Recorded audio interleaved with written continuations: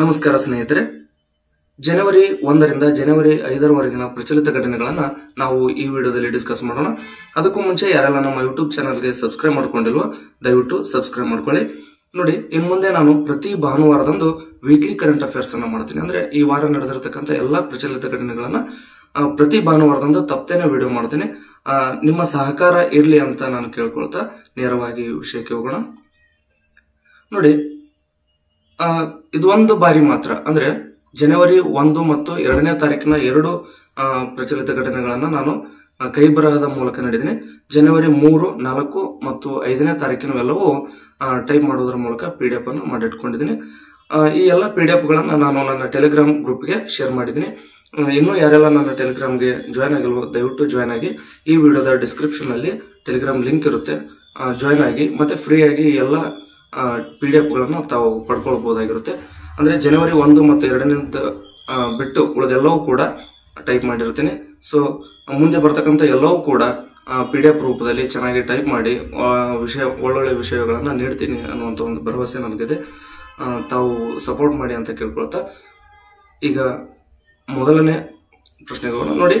ಬಸವ ಪ್ರಶಸ್ತಿ 2025 ನೋಡಿ, professor GS ಸಿದ್ದಲಿಂಗಯ್ಯನವರು, ಅಂದ್ರೆ ಬಸವ ಪ್ರಶಸ್ತಿ 2025 ಪ್ರೊಫೆಸರ್ GS ಸಿದ್ದಲಿಂಗಯ್ಯನವರಿಗೆ ನೀಡಲಾಗಿದೆ. ಈ ಒಂದು ಪ್ರಶಸ್ತಿಯನ್ನ ಯಾರು ನೀಡುತ್ತಾರೆ ಅಂದ್ರೆ ಕಲಬುರಗಿಯ ಶ್ರೀ ಸುಭಾಷ್ ಚಂದ್ರ ಪಾಟೀಲ್ ಸ್ಮಾರಕ ಜನಕಲ್ಯಾಣ ಟ್ರಸ್ಟ್ ವತಿಯಿಂದ ಈ ಒಂದು ಪ್ರಶಸ್ತಿಯನ್ನ ನೀಡಲಾಗುತ್ತೆ. ಸೊ ಈ ಒಂದು ಬಸವ ಪ್ರಶಸ್ತಿಗೆ ಸಂಬಂಧಪಟ್ಟ ಹಾಗೆ ಇಷ್ಟು ಸಾಕು ಅನ್ಕೊಂಡಿದ್ದೀನಿ. ಹಾಗಾಗಿ ಅನಾವಶ್ಯಕವಾಗಿ ಏನನ್ನು ಬರೆಯೋಕೆ ಹೋಗಿಲ್ಲ. ನೋಡಿ, ದೇಶದ ಮೊದಲ ಗಾಜಿನ ನೋಡಿ ಸೇತುವೆ ಎಲ್ಲಿದೆ ಅಂದ್ರೆ ತಮಿಳುನಾಡಿನಲ್ಲಿ ಇರುವಂತದ್ದು. ನೋಡಿ, ತಮಿಳುನಾಡಿನ ಪ್ರವಾಸಿ ತಾಣ ಕನ್ಯಾಕುಮಾರಿಯಲ್ಲಿ. ನಮಗೆ ಕನ್ಯಾಕುಮಾರಿ ಅಂದ ತಕ್ಷಣ ನೆನಪಾಗುವಂತದ್ದೇ ನಮ್ಮ ಭಾರತದ ಶ್ರೇಷ್ಠ ಸಂತರಾದಂತ ಸ್ವಾಮಿ ವಿವೇಕಾನಂದರು. ಈ ಸ್ವಾಮಿ ವಿವೇಕಾನಂದರ ಬಂಡೆ ಸ್ಮಾರಕ ಮತ್ತು ತಿರುವಳ್ಳವರ್ ಪ್ರತಿಮೆ ಇರುವಂತ ಒಂದು ಜಾಗವನ್ನ ಈ ಗಾಜಿನ ಸೇತುವೆ ಸಂಪರ್ಕಿಸುತ್ತದೆ. ತಮಗೆಲ್ರಿಗೂ ಗೊತ್ತಿರುವಂತದ್ದೇ, ಈ ಕನ್ಯಾಕುಮಾರಿಯ ಸಮುದ್ರದಲ್ಲಿರ್ತಕ್ಕಂಥ ಈ ಸ್ವಾಮಿ ವಿವೇಕಾನಂದ ಬಂಡೆ ಸ್ಮಾರಕ ಮತ್ತು ತಿರುವಳ್ಳವರ ಮೂರ್ತಿಗಳು ಇವು ಸಮುದ್ರದ ನಡುವೆ ಇದೆ. ಹಾಗಾಗಿ ಒಂದನ್ನೊಂದು ಸಂಪರ್ಕಿಸಲು ಈ ಗಾಜಿನ ಸೇತುವೆಯನ್ನ ನಿರ್ಮಾಣ ಮಾಡಿರುವಂತದ್ದು. ನೋಡಿ, ಇದು ದೇಶದ ಮೊದಲ ಗಾಜಿನ ಸೇತುವೆ ಆಗುವಂತದ್ದು. ಮುಖ್ಯಮಂತ್ರಿ MK ಸ್ಟಾಲಿನ್ ಅವರು, ಅಂದ್ರೆ ತಮಿಳುನಾಡಿನ ಮುಖ್ಯಮಂತ್ರಿಗಳಾದಂತ MK ಸ್ಟಾಲಿನ್ ಅವರು ಉದ್ಘಾಟಿಸಿದರೆ ಒಟ್ಟಾರೆ 37 ಕೋಟಿ ರೂಪಾಯಿ ಇದಕ್ಕೆ ವೆಚ್ಚ ಆಗಿರುವಂತದ್ದು. ನೋಡಿ, ಸೇತುವೆ ಒಟ್ಟು 77 ಮೀಟರ್ ಉದ್ದವಾಗಿರುವಂತದ್ದು ಮತ್ತೆ 10 ಮೀಟರ್ ಅಗಲ ಆಗಿರುವಂತದ್ದು. ಸೊ ನೆಕ್ಸ್ಟ್ ನೋಡೋಣ.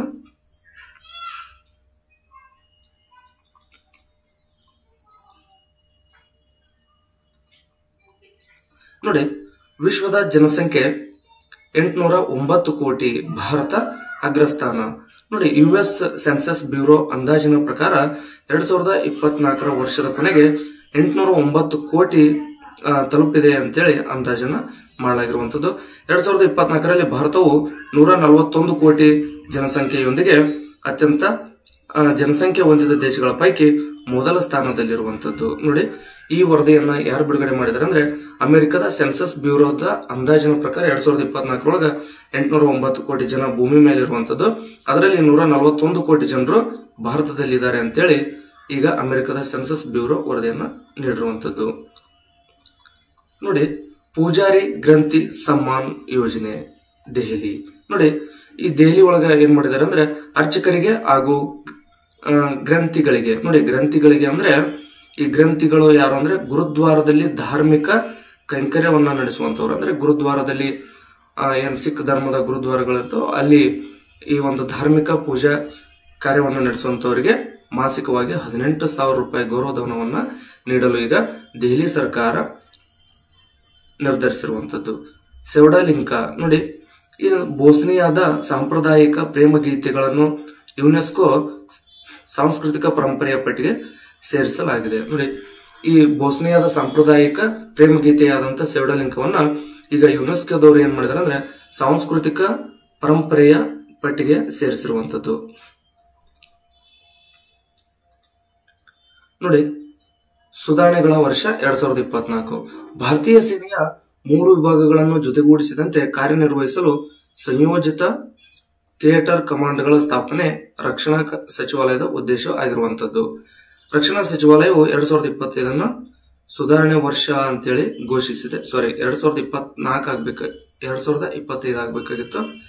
ರಕ್ಷಣಾ ಸಚಿವರು ರಾಜನಾಥ್ ಸಿಂಗ್. ನೋಡಿ ಇಲ್ಲೇನು 2024 ಅಂತ ಏನಿದೆ, ಇದು 2025 ಅಂತೇಳಿ ಮಾಡ್ಕೊಳ್ಳಿ. ರಕ್ಷಣಾ ಸಚಿವಾಲಯ ಏನ್ ಮಾಡಿದೆ, 2025 ಸುಧಾರಣೆಗಳ ವರ್ಷ ಅಂತೇಳಿ ಘೋಷಿಸಿದೆ. ಪ್ರಸ್ತುತ ರಕ್ಷಣಾ ಸಚಿವರು ರಾಜನಾಥ್ ಸಿಂಗ್ ಅವರು ಇರುವಂತದ್ದು. ನೋಡಿ ಈ ಉದ್ದೇಶ ಏನಿದೆ, ಸುಧಾರಣೆಗಳ ವರ್ಷ ಅಂತೇಳಿ ಯಾಕೆ ಘೋಷಣೆ ಮಾಡಿದ್ದಾರೆ ಅಂದ್ರೆ, ಭಾರತೀಯ ಸೇನೆ ಏನು 3 ವಿಭಾಗಗಳಿದೆ, ಅಂದ್ರೆ ಭೂಸೇನೆ, ವಾಯುಸೇನೆ, ನೌಕಾಪಡೆಗಳು ಏನಿದೆ, ಇವುಗಳನ್ನ ವಿಭಾಗಗಳನ್ನು ಜೊತೆಗೂಡಿಸಿದಂತೆ ಕಾರ್ಯನಿರ್ವಹಿಸಲು ಸಂಯೋಜಿತ ಥಿಯೇಟರ್ ಕಮಾಂಡ್ಗಳನ್ನು ಸ್ಥಾಪನೆ ಮಾಡಲಾಗುತ್ತೆ ಅಂತೇಳಿ ರಕ್ಷಣಾ ಸಚಿವಾಲಯದ ಅದರ ಉದ್ದೇಶ ಆಗಿರುವಂತದ್ದು. ನೆಕ್ಸ್ಟ್ ಒಂದು ರಾಷ್ಟ್ರ ಒಂದು ಚಂದಾದಾರಿಕೆ. ನೋಡಿ ಇದೊಂದು ಮಹತ್ವಪೂರ್ಣವಾದಂತಹ ಉಪಕ್ರಮವಾಗಿದ್ದು, ಕೇಂದ್ರ ಸರ್ಕಾರವು ಒಂದು ರಾಷ್ಟ್ರ ಒಂದು ಚಂದಾದಾರಿಕೆ ಅಂದ್ರೆ ONOS ಉಪಕ್ರಮವನ್ನ ಜನವರಿ 1ರಂದು ಪ್ರಕಟಿಸಲಾಗಿದೆ. ನೋಡಿ ಇದು ಉದ್ದೇಶ ಏನು ಅಂತ ನೋಡೋದಾದ್ರೆ, ವಿಶ್ವ ದರ್ಜೆಯ ಸಂಶೋಧನೆ ಮತ್ತು ಶೈಕ್ಷಣಿಕ ಸಂಪನ್ಮೂಲಗಳು ಎಲ್ಲಾ ಸರ್ಕಾರಿ ಅನುದಾನಿತ ಉನ್ನತ ಶಿಕ್ಷಣ ಸಂಸ್ಥೆಗಳಿಗೆ ಸಿಗುವಂತೆ ಮಾಡುವುದು ಈ ಯೋಜನೆ ಉದ್ದೇಶ. ನೋಡಿ ಇದೇನಪ್ಪಾ ಅಂತಂದ್ರೆ ONOS ಅಂದ್ರೆ ಏನಂದ್ರೆ, ಇದೊಂದು ಒಂದು ರಾಷ್ಟ್ರ ಒಂದು ಚಂದಾದಾರಿಕೆ ಅನ್ನುವಂತ ಒಂದು ಉಪಕ್ರಮ. ಇದೇನಾಗುತ್ತೆ ಅಂದ್ರೆ, ವಿಶ್ವ ದರ್ಜೆಯ ಸಂಶೋಧನೆ ಮತ್ತು ಶೈಕ್ಷಣಿಕ ಸಂಪನ್ಮೂಲಗಳು ಅವು ಎಲ್ಲಾ ಸರ್ಕಾರಿ ಮತ್ತು ಅನುದಾನಿತ ಉನ್ನತ ಶಿಕ್ಷಣ ಸಂಸ್ಥೆಗಳಿಗೆ ಸಿಗುವಂತೆ ಮಾಡುವಂತದ್ದು. ಜೊತೆಗೆ ಭಾರತದ ಶೈಕ್ಷಣಿಕ ಮತ್ತು ಸಂಶೋಧನಾ ಸಮುದಾಯವನ್ನು ಜಾಗತಿಕ ಸಂಪನ್ಮೂಲಗಳೊಂದಿಗೆ ಸಜ್ಜುಗೊಳಿಸುವಂತದ್ದು. ನೋಡಿ ನಮ್ಮ ಭಾರತದ ಶೈಕ್ಷಣಿಕ ಮತ್ತು ಸಂಶೋಧನಾ ಸಮುದಾಯವನ್ನ ಏನ್ ಮಾಡೋದು, ಜಾಗತಿಕವಾಗಿ ಆ ಜಾಗತಿಕ ಸಂಪನ್ಮೂಲಗಳೊಂದಿಗೆ ಸಜ್ಜುಗೊಳಿಸುವಂತದ್ದು ಮತ್ತು ನಾವೀನ್ಯತೆಗೆ ಉತ್ತೇಜಿಸುವಂತದ್ದು ಈ ಒಂದು ಉಪಕ್ರಮದ ಉದ್ದೇಶ ಆಗಿರುವಂತದ್ದು. ನೆಕ್ಸ್ಟ್ ನೋಡೋದಾದ್ರೆ, ನೋಡಿ ಸಿದ್ಧಗಂಗಾ ಪ್ರಶಸ್ತಿ ಯಾರಿಗೆ ಸಿಕ್ಕಿದೆ ಅಂದ್ರೆ, ಗೋರು ಚೆನ್ನಬಸಪ್ಪ ಅವರಿಗೆ. ನೋಡಿ ಇಲ್ಲಿ ಸ್ವಲ್ಪ ಕರೆಕ್ಟ್ ಆಗಿ ಸ್ಕ್ಯಾನ್ ಆಗಿಲ್ಲ ಅನ್ಸುತ್ತೆ. ಪ್ರಶಸ್ತಿಯನ್ನ ನೀಡುವಂತವ್ರು ಯಾರಪ್ಪ ಅಂತಂದ್ರೆ, ಸಿದ್ಧಗಂಗಾ ಮಠದ ಹಳೆಯ ವಿದ್ಯಾರ್ಥಿಗಳ ಹಾಗೂ ಹಿತೈಷಿಗಳ ಸಂಘ, ಅಂದ್ರೆ ಸಿದ್ಧಗಂಗಾ ಮಠದ ಹಳೆಯ ವಿದ್ಯಾರ್ಥಿಗಳ ಸಂಘ ಈ ಒಂದು ಸಿದ್ಧಗಂಗಾ ಶ್ರೀ ಪ್ರಶಸ್ತಿಯನ್ನ ನೀಡುತ್ತೈತೆ. ಪ್ರಶಸ್ತಿಯನ್ನ 2024ರಲ್ಲಿ ಯಾರಿಗೆ ನೀಡಲಾಗಿದೆ ಅಂದ್ರೆ, 2024 ಸಾಲಿನ ಪ್ರಶಸ್ತಿಯನ್ನ ಗೋರು ಚೆನ್ನಬಸಪ್ಪ ಅವರಿಗೆ ನೀಡಿರುವಂತದ್ದು. ಪ್ರಶಸ್ತಿ ಮೊತ್ತ 1 ಲಕ್ಷ ರೂಪಾಯಿಗಳನ್ನ ಒಳಗೊಂಡಿದೆ. ನೋಡಿ ವಿಶೇಷ ಸೂಚನೆ ಅಂದ್ರೆ, ಒಂದಷ್ಟು ಹೆಚ್ಚಿನ ಮಾಹಿತಿ ಏನಪ್ಪಾ ಅಂದ್ರೆ, ತಮ್ಗೆಲ್ರಿಗೂ ಗೊತ್ತೇ ಇದೆ, 2024ರೊಳಗ ಮಂಡ್ಯದಲ್ಲಿ ನಡೆದಂತ 87ನೇ ಅಖಿಲ ಭಾರತ ಕನ್ನಡ ಸಾಹಿತ್ಯ ಸಮ್ಮೇಳನದಲ್ಲಿ ಆ ಒಂದು ಸಮ್ಮೇಳನದ ಅಧ್ಯಕ್ಷತೆಯನ್ನ ಇದೇ ಗೋರು ಚೆನ್ನಬಸಪ್ಪನವರು ವಹಿಸಿದ್ರು ಅನ್ನೋದು ನೆನಪಿರ್ಲಿ. 87ನೇ ಅಖಿಲ ಭಾರತ ಕನ್ನಡ ಸಾಹಿತ್ಯ ಸಮ್ಮೇಳನ ನಡೆದಿದ್ದು ಮಂಡ್ಯದಲ್ಲಿ, ಆದರೆ 88ನೇ ಕನ್ನಡ ಸಾಹಿತ್ಯ ಸಮ್ಮೇಳನ ನಡೆಯುವಂತದ್ದು ಬಳ್ಳಾರಿಯಲ್ಲಿ. ಅದು ಸ್ವಲ್ಪ ತಮಗೆ ನೆನಪಲ್ಲಿರಲಿ. ನೋಡಿ ಉನ್ನತ ಪ್ರಶಸ್ತಿಗಳನ್ನು ಸ್ಥಾಪಿಸಿದ ದಿನ ಜನವರಿ 2. ನೋಡಿ ನಮ್ಮ ಭಾರತದ ಅತ್ಯುನ್ನತ ನಾಗರಿಕ ಪ್ರಶಸ್ತಿಗಳಾದಂತಹ ಭಾರತ ರತ್ನ ಹಾಗೂ ಪದ್ಮವಿಭೂಷಣಗಳನ್ನ ಜನವರಿ 2ರಂದು 1954ರಲ್ಲಿ ಸ್ಥಾಪಿಸಲಾಯಿತು. ನೋಡಿ ಜನವರಿ 2, 1954ರೊಳಗ ನಮ್ಮ ಭಾರತದ ಅತ್ಯುನ್ನತ ನಾಗರಿಕ ಪ್ರಶಸ್ತಿಗಳಾದಂತ ಈ ಒಂದು ಭಾರತ ರತ್ನ ಹಾಗೂ ಪದ್ಮವಿಭೂಷಣ ಪ್ರಶಸ್ತಿಗಳನ್ನ ಸ್ಥಾಪಿಸಲಾಗಿತ್ತು. ನೋಡಿ ಇದನ್ನ ಯಾರಿಗೆ ನೀಡ್ತಾರೆ ಅಂದ್ರೆ, ಮಾನವ ಪ್ರಯತ್ನದ ಯಾವುದೇ ಕ್ಷೇತ್ರವನ್ನು ಗುರುತಿಸಲಾಗುತ್ತದೆ. ನೋಡಿ ಕಲೆ, ಸಾಹಿತ್ಯ, ಸಂಗೀತ, ಚಲನಚಿತ್ರ, ಸಾಮಾಜಿಕ ಸೇವೆ, ರಾಜಕೀಯ ಮುಂತಾದ ಯಾವುದೇ ಆಗಿರಲಿ, ಅದು ಮಾನವ ಪ್ರಯತ್ನದ ಯಾವುದೇ ಕ್ಷೇತ್ರಗಳಾಗಿರ್ಲಿ, ಆ ಕ್ಷೇತ್ರವನ್ನು ಗುರುತಿಸಿ ಈ ಒಂದು ಪ್ರಶಸ್ತಿಗಳನ್ನ ನೀಡ್ತಾರೆ. ನೋಡಿ 1954ರಲ್ಲಿ ಸ್ಥಾಪಿಸಲಾಯಿತು ಈ ಪ್ರಶಸ್ತಿಗಳನ್ನ ಅಂತ ಹೇಳಿದೆ. ಈ ಪ್ರಶಸ್ತಿಗಳನ್ನು ಮೊದಲ ಬಾರಿಗೆ ಯಾರು ಪಡ್ಕೊಂಡಿದ್ದಾರೆ ಅಂದ್ರೆ, ಸಿ ರಾಜಗೋಪಾಲಾಚಾರಿ ಅವರು ಮತ್ತು ಸರ್ವಪಲ್ಲಿ ರಾಧಾಕೃಷ್ಣನ್ ಅವರು ಹಾಗೂ ವಿಜ್ಞಾನಿಯಾದಂತಹ ಸಿ.ವಿ. ರಾಮನ್ ಅವರಿಗೆ ಈ ಪ್ರಶಸ್ತಿಯನ್ನು ನೀಡಿ ಮೊದಲ ಬಾರಿಗೆ ಗೌರವಿಸಲಾಯಿತು. ಅಂದ್ರೆ ಮೊದಲ ಬಾರಿಗೆ ಇವರು ಪ್ರಶಸ್ತಿಯನ್ನು ಪಡೆದರು. ಭಾರತ ರತ್ನ ಪ್ರಶಸ್ತಿಯನ್ನು ಪಡೆಯಲು ಭಾರತೀಯ ಪ್ರಜೆಯಾಗಿರಬೇಕೆಂಬ ನಿಯಮವಿಲ್ಲ. ನೋಡಿ ಭಾರತ ರತ್ನ ಪ್ರಶಸ್ತಿಯನ್ನು ಕೇವಲ ಭಾರತೀಯರಿಗೆ ಮಾತ್ರ ನೀಡ್ತಾರೆ ಅನ್ನೋದಾದ್ರೆ ಇಲ್ಲ, ಅದನ್ನು ನಾವು ವಿದೇಶಿ ವ್ಯಕ್ತಿಗಳಿಗೂ ಕೂಡ ನೀಡಬಹುದಾಗಿದೆ. ನೋಡಿ 1987ರಲ್ಲಿ ಗಡಿನಾಡ ಗಾಂಧಿ ಖಾನ್ ಅಬ್ದುಲ್ ಗಫಾರ್ ಖಾನ್ ಹಾಗೂ 1990ರಲ್ಲಿ ದಕ್ಷಿಣ ಆಫ್ರಿಕಾದ ನೆಲ್ಸನ್ ಮಂಡೇಲಾ ಅವರಿಗೂ ಕೂಡ ಭಾರತ ರತ್ನ ಪ್ರಶಸ್ತಿಯನ್ನು ನೀಡಿ ಗೌರವಿಸಲಾಗಿತ್ತು. ಅವರು ವಿದೇಶಿಗರು. ನೋಡಿ ಸರ್ ಎಂ ವಿಶ್ವೇಶ್ವರಯ್ಯನವರು ಭಾರತ ರತ್ನ ಪ್ರಶಸ್ತಿಯನ್ನು ಪಡೆದಂತ ಮೊದಲ ಕನ್ನಡಿಗರಾಗಿದ್ದಾರೆ. ನೋಡಿ ಇದನ್ನ ಮೊದಲ ಬಾರಿಗೆ ಪ್ರಶಸ್ತಿಯನ್ನ ಸ್ಥಾಪನೆ ಮಾಡಿದಾಗ ಮರಣೋತ್ತರವಾಗಿ ನೀಡುವಂತ ಉದ್ದೇಶವನ್ನ ಹೊಂದಿರಲಿಲ್ಲ. ಆದ್ರೆ ನಂತರ ಇದನ್ನು ಬದಲಾಯಿಸಲಾಯಿತು. ಲಾಲ್ ಬಹದ್ದೂರ್ ಶಾಸ್ತ್ರಿ ಅವರು ಮರಣೋತ್ತರವಾಗಿ ಭಾರತ ರತ್ನ ಪ್ರಶಸ್ತಿಯನ್ನು ಪಡೆದಂತ ಮೊದಲಿಗರು ಮತ್ತು ಶ್ರೀಮತಿ ಇಂದಿರಾ ಗಾಂಧಿ ಅವರು ಭಾರತ ರತ್ನ ಪ್ರಶಸ್ತಿಯನ್ನು ಪಡೆದಂತ ಮೊದಲ ಮಹಿಳೆಯಾಗಿದ್ದಾರೆ. ನೋಡಿ 2019ರಲ್ಲಿ ಪ್ರಣಬ್ ಮುಖರ್ಜಿ ಅವರಿಗೆ, ಭೂಪೇನ್ ಹಜಾರಿಕಾ ಅವರಿಗೆ ಹಾಗೂ ನಾನಾಜಿ ದೇಶ್ಮುಖ್ ಅವರಿಗೆ ಈ ಒಂದು ಭಾರತ ರತ್ನ ಪ್ರಶಸ್ತಿಯನ್ನು ನೀಡಿ 2019ರಲ್ಲಿ ಗೌರವಿಸಲಾಗಿತ್ತು. ಈ ಪ್ರಶಸ್ತಿಯನ್ನು ನೀಡುವಂತವ್ರು ಯಾರು ಅಂದ್ರೆ ಭಾರತ ಸರ್ಕಾರ. ತಮಗೆ ಇನ್ನೂ ಒಂದು ಹೆಚ್ಚಿನ ಮಾಹಿತಿ ತಿಳಿದಿರಲಿ, ಅದೇನು ಅಂದ್ರೆ ಒಂದು ಬಾರಿ ಪ್ರಶಸ್ತಿಯನ್ನ ಗರಿಷ್ಠ 3 ಜನರಿಗೆ ನೀಡಬಹುದಾಗಿರುತ್ತೆ. ಅಂದ್ರೆ 3ಕ್ಕಿಂತ ಹೆಚ್ಚಿನ ಜನರಿಗೆ ಪ್ರಶಸ್ತಿಯನ್ನು ನೀಡಕ್ಕೆ ಬರೋದಿಲ್ಲ, 3 ಜನರಿಗೆ ಪ್ರಶಸ್ತಿಯನ್ನ ನೀಡಬಹುದಾಗಿರುತ್ತೆ. ನೋಡಿ, ಖೇಲ್ ರತ್ನ ಪ್ರಶಸ್ತಿ ಘೋಷಿಸಿದ ಕೇಂದ್ರ ಸರ್ಕಾರ.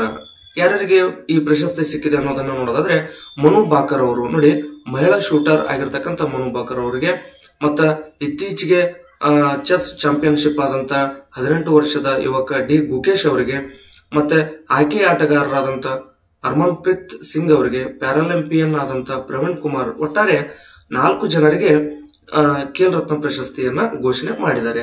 ಹಾಗಾದ್ರೆ ಈ ಒಂದು ಖೇಲ್ ರತ್ನ ಪ್ರಶಸ್ತಿಯನ್ನ ನೀಡುವಂತವ್ರು ಯಾರು ಅಂದ್ರೆ ದ್ರೌಪದಿ ಮುರ್ಮು ಅವರು. ಅಂದ್ರೆ ಈಗ ಪ್ರಸ್ತುತ ಇರತಕ್ಕಂತ ರಾಷ್ಟ್ರಪತಿ ಆದಂತ ಶ್ರೀಮತಿ ದ್ರೌಪದಿ ಮುರ್ಮು ಅವರು ಈ ಪ್ರಶಸ್ತಿಯನ್ನ ಪ್ರದಾನ ಮಾಡ್ತಾರೆ. ಅಂದ್ರೆ ರಾಷ್ಟ್ರಪತಿ ಯಾರೇ ಇರಲಿ, ಆ ರಾಷ್ಟ್ರಪತಿ ಇದ್ದಂತವರು ಪ್ರಶಸ್ತಿಗಳನ್ನ ನೀಡುವಂತದ್ದು. ಸ್ಥಳ ಎಲ್ಲಿ ಈ ಪ್ರಶಸ್ತಿಗಳನ್ನ ನೀಡ್ತಾರೆ ಅನ್ನೋದಾದ್ರೆ ನವದೆಹಲಿಯ ರಾಷ್ಟ್ರಪತಿ ಭವನದಲ್ಲಿ ನೀಡ್ತಾರೆ. ಎಂದು ನೀಡ್ತಾರೆ ಅನ್ನೋದಾದ್ರೆ ಜನವರಿ 17, 2025ರಂದು ಈ ಪ್ರಶಸ್ತಿಯನ್ನು ನೀಡ್ತಾರೆ. ಹಾಗಾದ್ರೆ ನಾವು ಈ ಮೇಜರ್ ಧ್ಯಾನ್ ಚಂದ್ ಖೇಲ್ ರತ್ನ ಪ್ರಶಸ್ತಿ ಬಗ್ಗೆ ಸ್ವಲ್ಪ ತಿಳ್ಕೊಳ್ಳೋದಾದ್ರೆ, ನೋಡಿ ಕ್ರೀಡಾ ದಿನವಾದಂತ ಆಗಸ್ಟ್ 29 ನಾವು ಕ್ರೀಡಾ ದಿನವನ್ನು ಆಚರಣೆ ಮಾಡ್ತೀವಿ. ಅಂದ್ರೆ ಮೇಜರ್ ಧ್ಯಾನ್ ಚಂದ್ ಅವರ ಜನ್ಮದಿನ ಎಂದು ಅಂದ್ರೆ ಅದು ಆಗಸ್ಟ್ 29. ಹಾಗಾಗಿ ಅವರ ಜನ್ಮದಿನವನ್ನು ನಾವು ಕ್ರೀಡಾ ದಿನವನ್ನಾಗಿ ಆಚರಣೆ ಮಾಡ್ತೀವಿ. ಅವರೊಬ್ರು ಮಹಾನ್ ಹಾಕಿ ಆಟಗಾರರಾಗಿದ್ರು. ನೋಡಿ, ಪ್ರಶಸ್ತಿಯ ಇಂದಿನ ಹೆಸರು ಏನಾಗಿತ್ತು ಅನ್ನೋದಾದ್ರೆ ರಾಜೀವ್ ಗಾಂಧಿ ಖೇಲ್ ರತ್ನ ಪ್ರಶಸ್ತಿ ಅಂತ ಹೇಳಿತ್ತು. ಇತ್ತೀಚೆಗೆ ಆ ರಾಜೀವ್ ಗಾಂಧಿ ಖೇಲ್ ರತ್ನ ಪ್ರಶಸ್ತಿ ಬದಲಾಗಿ ಹಾಕಿ ಆಟಗಾರರಾದಂತ ಮೇಜರ್ ಧ್ಯಾನ್ ಚಂದ್ ಅವರ ಹೆಸರಿನಲ್ಲಿ ಈ ಪ್ರಶಸ್ತಿಯನ್ನು ಮರುನಾಮಕರಣ ಮಾಡಲಾಗಿರುವಂತದ್ದು. ನೋಡಿ, ಈ ಒಂದು ಖೇಲ್ ರತ್ನ ಪ್ರಶಸ್ತಿಯನ್ನು 1992ರಲ್ಲಿ ಸ್ಥಾಪನೆ ಮಾಡಲಾಗಿತ್ತು. ಪ್ರಸ್ತುತ ಈ ಒಂದು ಖೇಲ್ ರತ್ನ ಪ್ರಶಸ್ತಿಯ ಬಹುಮಾನದ ಮೊತ್ತ ಎಷ್ಟು ಅಂದ್ರೆ 25 ಲಕ್ಷ ರೂಪಾಯಿ. ಪ್ರಶಸ್ತಿಯನ್ನು ಪಡೆದಂತ ಮೊದಲಿಗರು ಯಾರು ಅಂದ್ರೆ ಚೆಸ್ ಆಟಗಾರರಾದಂತ ವಿಶ್ವನಾಥ್ ಆನಂದ್ ಅವರಿಗೆ ಈ ಪ್ರಶಸ್ತಿಯನ್ನು ನೀಡಲಾಗಿತ್ತು. ಇಲ್ಲಿವರೆಗೆ ಒಟ್ಟು 62 ಮಂದಿಗೆ ಪ್ರಶಸ್ತಿಯನ್ನು ನೀಡಲಾಗಿದೆ. ಈ ಪ್ರಶಸ್ತಿಯನ್ನ ಯಾರು ನೀಡುತ್ತಾರೆ ಅಂದ್ರೆ ಯಾವ ಇಲಾಖೆ ನೀಡುತ್ತೆ ಅನ್ನೋದಾದ್ರೆ ಕೇಂದ್ರ ಸರ್ಕಾರದ ಯುವ ವ್ಯವಹಾರಗಳು ಮತ್ತು ಕ್ರೀಡಾ ಸಚಿವಾಲಯ ಈ ಪ್ರಶಸ್ತಿಯನ್ನ ನೀಡುತ್ತೆ. ನೋಡಿ, ಇದು ಜನವರಿ 3. ಇದು ಜನವರಿ 3ರದ್ದು. ಇನ್ನು ಮುಂದೆ ಎಲ್ಲವೂ ಕೂಡ ವರ್ಡ್ ರೂಪದಲ್ಲೇ ನಿಮಗೆ ಕರೆಂಟ್ ಅಫೇರ್ಸ್ ಅನ್ನ ನೀಡುತ್ತೀನಿ. ಜೊತೆಗೆ ಇದೆಲ್ಲವನ್ನು ಕೂಡ ನಾನು ಪ್ರತಿದಿನವೂ PDF ಮೂಲಕ ಟೆಲಿಗ್ರಾಮ್ ಗ್ರೂಪ್ ನಲ್ಲಿ ಕೂಡ ಶೇರ್ ಮಾಡಿದ್ದೀನಿ. ಇನ್ನು ಯಾರೆಲ್ಲ ಟೆಲಿಗ್ರಾಮ್ಗೆ ಸೇರಿಲ್ಲ ದಯವಿಟ್ಟು ಸೇರ್ಪಡೆಯಾಗಿ. ನೋಡಿ, IIT ಗುವಾಹಟಿ, ನೋಡಿ ಇದು IIT ಗುವಾಹಟಿ ಅಂತ ಹೇಳಿ ಮಾಡ್ಕೊಳ್ಳಿ. ಕ್ಯಾನ್ಸರ್ ಔಷಧ ಅಭಿವೃದ್ಧಿ. ನೋಡಿ, IIT ಗುವಾಹಟಿ ಮತ್ತು ಬೋಸ್ ಇನ್ಸ್ಟಿಟ್ಯೂಟ್ ಸ್ತನ ಕ್ಯಾನ್ಸರ್ಗೆ ಚುಚ್ಚುಮದ್ದಿನ ಹೈಡ್ರೋಜೆಲ್ ಅನ್ನು ಅಭಿವೃದ್ಧಿಪಡಿಸಿದೆ. ನೋಡಿ, ಈ IIT ಗುವಾಹಟಿಯವರು ಮತ್ತು ಬೋಸ್ ಇನ್ಸ್ಟಿಟ್ಯೂಟ್ ಅವರು ಏನ್ ಮಾಡಿದ್ದಾರೆ ಅಂದ್ರೆ ಸ್ತನ ಕ್ಯಾನ್ಸರ್ಗೆ ಚುಚ್ಚುಮದ್ದಿನ ಹೈಡ್ರೋಜೆಲ್ ಅನ್ನು ಅಭಿವೃದ್ಧಿಪಡಿಸಿದ್ದಾರೆ. ಈ ಹೈಡ್ರೋಜೆಲ್ ಏನ್ ಮಾಡುತ್ತೆ, ಗೆಡ್ಡೆಯ ಸ್ಥಳಗಳನ್ನು ಗುರಿಯಾಗಿಸುತ್ತದೆ, ಕಿಮಿಯೋಥೆರಪಿ ಅಡ್ಡ ಪರಿಣಾಮಗಳನ್ನು ಕಡಿಮೆ ಮಾಡುತ್ತೆ. ನೋಡಿ, ಜೈವಿಕ ವಿಘಟನೆಯ ಪೆಪ್ಟೈಡ್ಗಳಿಂದ ತಯಾರಿಸಲ್ಪಟ್ಟಿದೆ. ಇದು ಗಡ್ಡೆಯ ಪರಿಸ್ಥಿತಿಗಳಿಗೆ ಪ್ರತಿಕ್ರಿಯೆಯಾಗಿ ಔಷಧಿಗಳನ್ನ ಬಿಡುಗಡೆ ಮಾಡುತ್ತದೆ. ಈ ಸಂಶೋಧನೆಯನ್ನ ರಾಯಲ್ ಸೊಸೈಟಿ ಆಫ್ ಕೆಮಿಸ್ಟ್ರಿಯ ಜರ್ನಲ್ ಮೆಟೀರಿಯಲ್ಸ್ ಒರಿಜಿನ್ಸ್ ನಲ್ಲಿ ಪ್ರಕಟಿಸಲಾಗಿರುವಂತದ್ದು. ನೆಕ್ಸ್ಟ್ ನೋಡೋಣ, ಅಮೆರಿಕದ ಬ್ಲೂ ಬರ್ಡ್ ಉಪಗ್ರಹವನ್ನು ಉಡಾವಣೆ ಮಾಡಲು ಇಸ್ರೋ ಸಜ್ಜು. ನೋಡಿ, ಈ ಬ್ಲೂ ಬರ್ಡ್ ಉಪಗ್ರಹ ಅಂದ್ರೆ ಏನು ಅನ್ನೋದಾದ್ರೆ ಇಸ್ರೋ 2025ರ ಆರಂಭದಲ್ಲಿ ಅಮೆರಿಕ ನಿರ್ಮಿತ ಬ್ಲೂ ಬರ್ಡ್ ಉಪಗ್ರಹವನ್ನ ಉಡಾವಣೆ ಮಾಡಲಿದೆ. ನೋಡಿ, ನಮ್ಮ ಭಾರತದ ಇಸ್ರೋದವರು ಏನ್ ಮಾಡ್ತಿದ್ದಾರೆ, ಅಮೆರಿಕ ನಿರ್ಮಿತವಾದಂತ ಬ್ಲೂ ಬರ್ಡ್ ಉಪಗ್ರಹವನ್ನ ಉಡಾವಣೆ ಮಾಡ್ತಿದ್ದಾರೆ. ಈ ಉಪಗ್ರಹವು ಸ್ಮಾರ್ಟ್ ಫೋನ್ಗಳಿಗೆ ನೇರವಾಗಿ ಬಾಹ್ಯಾಕಾಶದಿಂದಲೇ, ನೋಡಿ ನಾವೀಗೆಲ್ಲ ಟವರ್ಗಳ ಮೂಲಕ ಈ ನಮ್ಮ ಸ್ಮಾರ್ಟ್ ಫೋನ್ಗಳಿಗೆ ಅಂತರ್ಜಾಲವನ್ನ ಸಂಪರ್ಕ ಒದಗಿಸ್ಕೊಳ್ತಿದ್ವಿ. ಆದ್ರೆ ಈ ಒಂದು ಉಪಗ್ರಹ ಉಡಾವಣೆ ಯಶಸ್ವಿ ಆದ್ರೆ ಸ್ಮಾರ್ಟ್ ಫೋನ್ಗಳಿಗೆ ನೇರವಾಗಿ ಬಾಹ್ಯಾಕಾಶದಿಂದ ಅಂತರ್ಜಾಲ ಸಂಪರ್ಕ ಒದಗಿಸಲಿದೆ. ಇದು ಜಾಗತಿಕ ಸಂವಹನದಲ್ಲಿ ಹೊಸ ಕ್ರಾಂತಿಯನ್ನ ಸೃಷ್ಟಿಸಲಿದೆ. ಈ ಒಂದು ಅಮೆರಿಕದ ಬ್ಲೂಬರ್ಡ್ ಉಪಗ್ರಹವನ್ನ ನಮ್ಮ ಇಸ್ರೋದವರು ನೋಡಿ GSLV Mk3 ಅನ್ನುವಂತ ರಾಕೆಟ್ ಮೂಲಕ ಉಡಾವಣೆಯನ್ನ ಮಾಡ್ತಾ ಇರುವಂತದ್ದು. ಈ ಒಂದು ಬ್ಲೂಬರ್ಡ್ ಉಪಗ್ರಹವನ್ನ ಯಾರು ತಯಾರು ಮಾಡಿದ್ದಾರೆ ಅನ್ನೋದಾದ್ರೆ ಟೆಕ್ಸಾಸ್ ಮೂಲದ AST ಸ್ಪೇಸ್ ಮೊಬೈಲ್ ಸಂಸ್ಥೆದವರು ಬ್ಲೂಬರ್ಡ್ ಉಪಗ್ರಹವನ್ನು ಸಿದ್ಧಪಡಿಸಿದರೆ ಸ್ಮಾರ್ಟ್ಫೋನ್ ಮತ್ತು ಬಾಹ್ಯಾಕಾಶದ ನಡುವೆ ನೇರ ಸಂಪರ್ಕ ಕಲ್ಪಿಸಲಾಗುವುದು. ಇದರಿಂದ ಭೂಮಿಯ ಮೇಲಿನ ಮೊಬೈಲ್ ಟವರ್ಗಳ ಅವಶ್ಯಕತೆ ಇಲ್ಲದಂತಾಗುತ್ತದೆ.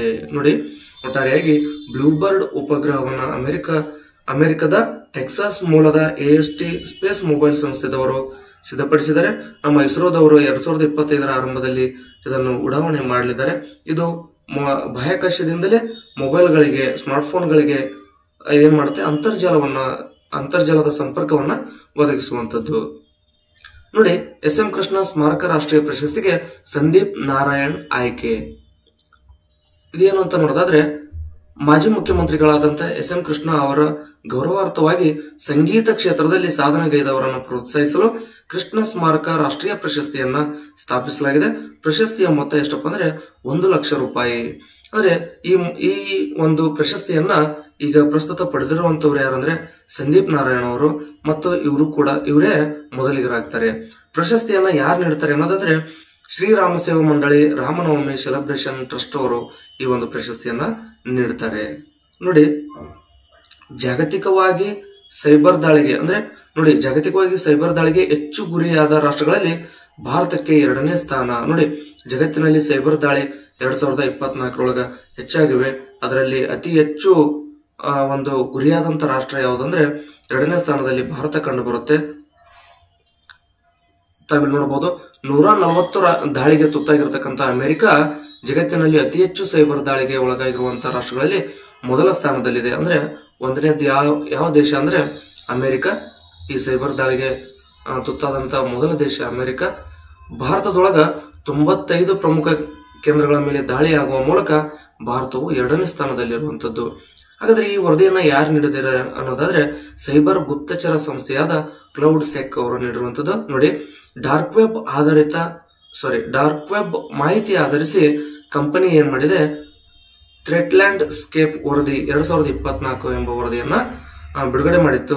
ಈ ವರದಿಯಲ್ಲಿ ಈ ಒಂದು ಅಂಶವು ಬಹಿರಂಗಗೊಂಡಿರುವಂತದ್ದು. ನೋಡಿ, ಹಂಪಿ ಉತ್ಸವ 2025 ವಿಶ್ವವಿಖ್ಯಾತ ಹಂಪಿ ಉತ್ಸವವು 2025ರ ಫೆಬ್ರವರಿ 28ರಿಂದ 3 ದಿನಗಳ ಕಾಲ ನಡೆಯುವಂತದ್ದು. ಅಂದ್ರೆ ಮಾರ್ಚ್ 1, ಮಾರ್ಚ್ 2ರವರೆಗೆ ನಡೆಯುವಂತದ್ದು. ಈ ಒಂದು ಹಂಪಿ ಉತ್ಸವನ್ನ ಮುಖ್ಯಮಂತ್ರಿಗಳಾದಂತ ಸಿದ್ದರಾಮಯ್ಯನವರು ಹಂಪಿ ಉತ್ಸವವನ್ನು ಉದ್ಘಾಟನೆ ಮಾಡಲಿದ್ದಾರೆ. ಮಾರ್ಚ್ 1 ಮತ್ತು ಮಾರ್ಚ್ 2ರಂದು ಕಾರ್ಯಕ್ರಮಗಳಿದ್ದು ಮಾರ್ಚ್ 2ರಂದು ಸಮಾರೋಪ ಕಾರ್ಯಕ್ರಮ ನಡೆಯಲಿದೆ.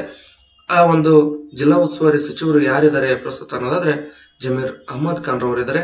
ಹಂಪಿಯು ವಿಜಯನಗರ ಸಾಮ್ರಾಜ್ಯದ ರಾಜಧಾನಿಯಾಗಿದೆ. ಅಕ್ಕ ಬುಕ್ಕರು ಈ ಒಂದು ವಿಜಯನಗರ ಸಾಮ್ರಾಜ್ಯವನ್ನು ಸ್ಥಾಪನೆ ಮಾಡಿದ್ರು ತುಂಗಭದ್ರಾ ನದಿಯ ದಡದ ಮೇಲೆ ಅನ್ನುವಂಥದ್ದು ತಮ್ಗೆಲ್ರಿಗೂ ಗೊತ್ತಿರುವಂತದ್ದು. ನೋಡಿ, ಇತ್ತೀಚೆಗೆ ಸ್ವಲ್ಪ ಆದಷ್ಟು ಈ ಒಂದು PDF ಅನ್ನ ಚೆನ್ನಾಗಿ ಮಾಡೋದಕ್ಕೆ ಟ್ರೈ ಮಾಡಿದೀನಿ. ಸೊ ಇನ್ ಮುಂದೆ ಬರತಕ್ಕಂಥ ಎಲ್ಲಾ PDFಗಳು ಇದೇ ರೀತಿಯಾಗಿ ಕಲರ್ಫುಲ್ ಆಗಿರುತ್ತೆ. ಹೆಡ್ಡಿಂಗ್ಗಳು, ಸಬ್ ಹೆಡ್ಡಿಂಗ್ಗಳು ಎಲ್ಲವೂ ಕೂಡ ಕಲರ್ಫುಲ್ ಆಗಿರುತ್ತೆ, ಉಳಿದೆಲ್ಲವೂ ಕೂಡ ನಾರ್ಮಲ್ ಆಗಿರ್ತೈತಿ. ನೋಡಿ, ಪೋಖ್ರಾನ್ ಪರೀಕ್ಷೆಯ ಪ್ರಮಾಣ ವಿಜ್ಞಾನಿಯಾದಂತ ಡಾಕ್ಟರ್ ರಾಜಗೋಪಾಲ್ ಚಿದಂಬರಂ ಅವರು ನಿಧನರಾಗಿದ್ದಾರೆ. ನೋಡಿ, ಪೋಖ್ರಾನ್ 1 ಹಾಗೂ ಪೋಖ್ರಾನ್ 2 ಪರಮಾಣು ಪರೀಕ್ಷೆಯಲ್ಲಿ ಪ್ರಮುಖವಾದಂತ ಪಾತ್ರ ವಹಿಸಿದ್ದ ಹಿರಿಯ ಪರಮಾಣು ವಿಜ್ಞಾನಿ ಹಾಗೂ ಕ್ರಿಸ್ಟಲೋಗ್ರಫರ್ ಡಾಕ್ಟರ್ ರಾಜಗೋಪಾಲ್ ಚಿದಂಬರಂ ಅವರು 2025ರ ಜನವರಿ 4ರಂದು ತಮ್ಮ 89ನೇ ವಯಸ್ಸಿನಲ್ಲಿ ನಿಧನರಾದರು. ಅಂತಾರಾಷ್ಟ್ರೀಯ ಪರಮಾಣು ಇಂಧನ ಏಜೆನ್ಸಿ ಅಂದ್ರೆ IAEA ಆಡಳಿತ ಮಂಡಳಿಗೆ 1994-95ರ ಅವಧಿಯಲ್ಲಿ ಅಧ್ಯಕ್ಷರಾಗಿದ್ದರು. ಭಾರತ ಸರ್ಕಾರದ ಪ್ರಧಾನ ವೈಜ್ಞಾನಿಕ ಸಲಹೆಗಾರರು ಕೂಡ ಇವರು ಆಗಿದ್ರು. ಹಾಗಾದ್ರೆ ಪೋಖ್ರಾನ್ 1 ಮತ್ತು ಪೋಖ್ರಾನ್ 2ರ ಬಗ್ಗೆ ಸ್ವಲ್ಪ ನಾವು ಸಂಕ್ಷಿಪ್ತವಾಗಿ ತಿಳ್ಕೊಳ್ಳೋದಾದ್ರೆ 1974ರ ಮೇ 18ರಂದು ಭಾರತ ಸರ್ಕಾರವು ರಾಜಸ್ಥಾನದ ಪೋಖ್ರಾನ್ನಲ್ಲಿ ಅಂದ್ರೆ ಪೋಖ್ರಾನ್ನ ಮರುಭೂಮಿಯಲ್ಲಿ ತನ್ನ ಮೊದಲ ಪರಮಾಣು ಪರೀಕ್ಷೆಯನ್ನ ನಡೆಸಿತು. ಅದು ಶಾಂತಿಯುತ ಪರಮಾಣು ಸ್ಫೋಟವಾಗಿತ್ತು. ನೋಡಿ, ಪೋಖ್ರಾನ್ 1 ಭಾರತದ ಮೊದಲ ಯಶಸ್ವಿ ಪರಮಾಣು ಪರೀಕ್ಷೆ ಆಯಿತು. ಇದಕ್ಕೆ ಸ್ಮೈಲಿಂಗ್ ಬುದ್ಧ ಅಂತೇಳಿ ನಾವು ಹೆಸರನ್ನ ಇಟ್ಟಿದ್ವಿ. ಸ್ಮೈಲಿಂಗ್ ಬುದ್ಧನೊಂದಿಗೆ ಭಾರತವು United States, Soviet union, Britain, France ಮತ್ತು ಚೀನಾದ ನಂತರ ಅಣುಬಾಂಬ್ ಅನ್ನು ಯಶಸ್ವಿಯಾಗಿ ಪರೀಕ್ಷಿಸಿದ ವಿಶ್ವದ 6ನೇ ಅಣುಬಾಂಬ್ ಶಕ್ತಿಯಾಯಿತು. ಹಾಗಾದ್ರೆ ಅಣುಬಾಂಬ್ ಅನ್ನು ಮೊದಲ ಬಾರಿಗೆ ಯಾರು ಅಂತಂದ್ರೆ ಅಮೆರಿಕದವರು, ಆಮೇಲೆ ರಷ್ಯಾದವರು, ಆನಂತರ ಇಂಗ್ಲೆಂಡ್ದವರು, ಆಮೇಲೆ ಫ್ರಾನ್ಸ್ದವರು, ಚೀನಾದವರು, ಒಟ್ಟಾರೆಯಾಗಿ 5 ದೇಶಗಳು ಯಶಸ್ವಿಯಾಗಿ ಈ ಪರಮಾಣು ಪರೀಕ್ಷೆಯನ್ನ ನಡೆಸಿದ್ವು. 6ನೇ ರಾಷ್ಟ್ರವಾಗಿ ನಮ್ಮ ಭಾರತ ಸೇರ್ಪಡೆಯಾಯಿತು. ನೋಡಿ, ಪೋಖ್ರಾನ್ 2 ಭಾರತದ 2ನೇ ಯಶಸ್ವಿ ಪರಮಾಣು ಪರೀಕ್ಷೆಯನ್ನ 1998 ಮೇ 11ರಿಂದ 13ರಲ್ಲಿ ಈ ಒಂದು ಪರೀಕ್ಷೆಯನ್ನು ನಡೆಸಲಾಯಿತು.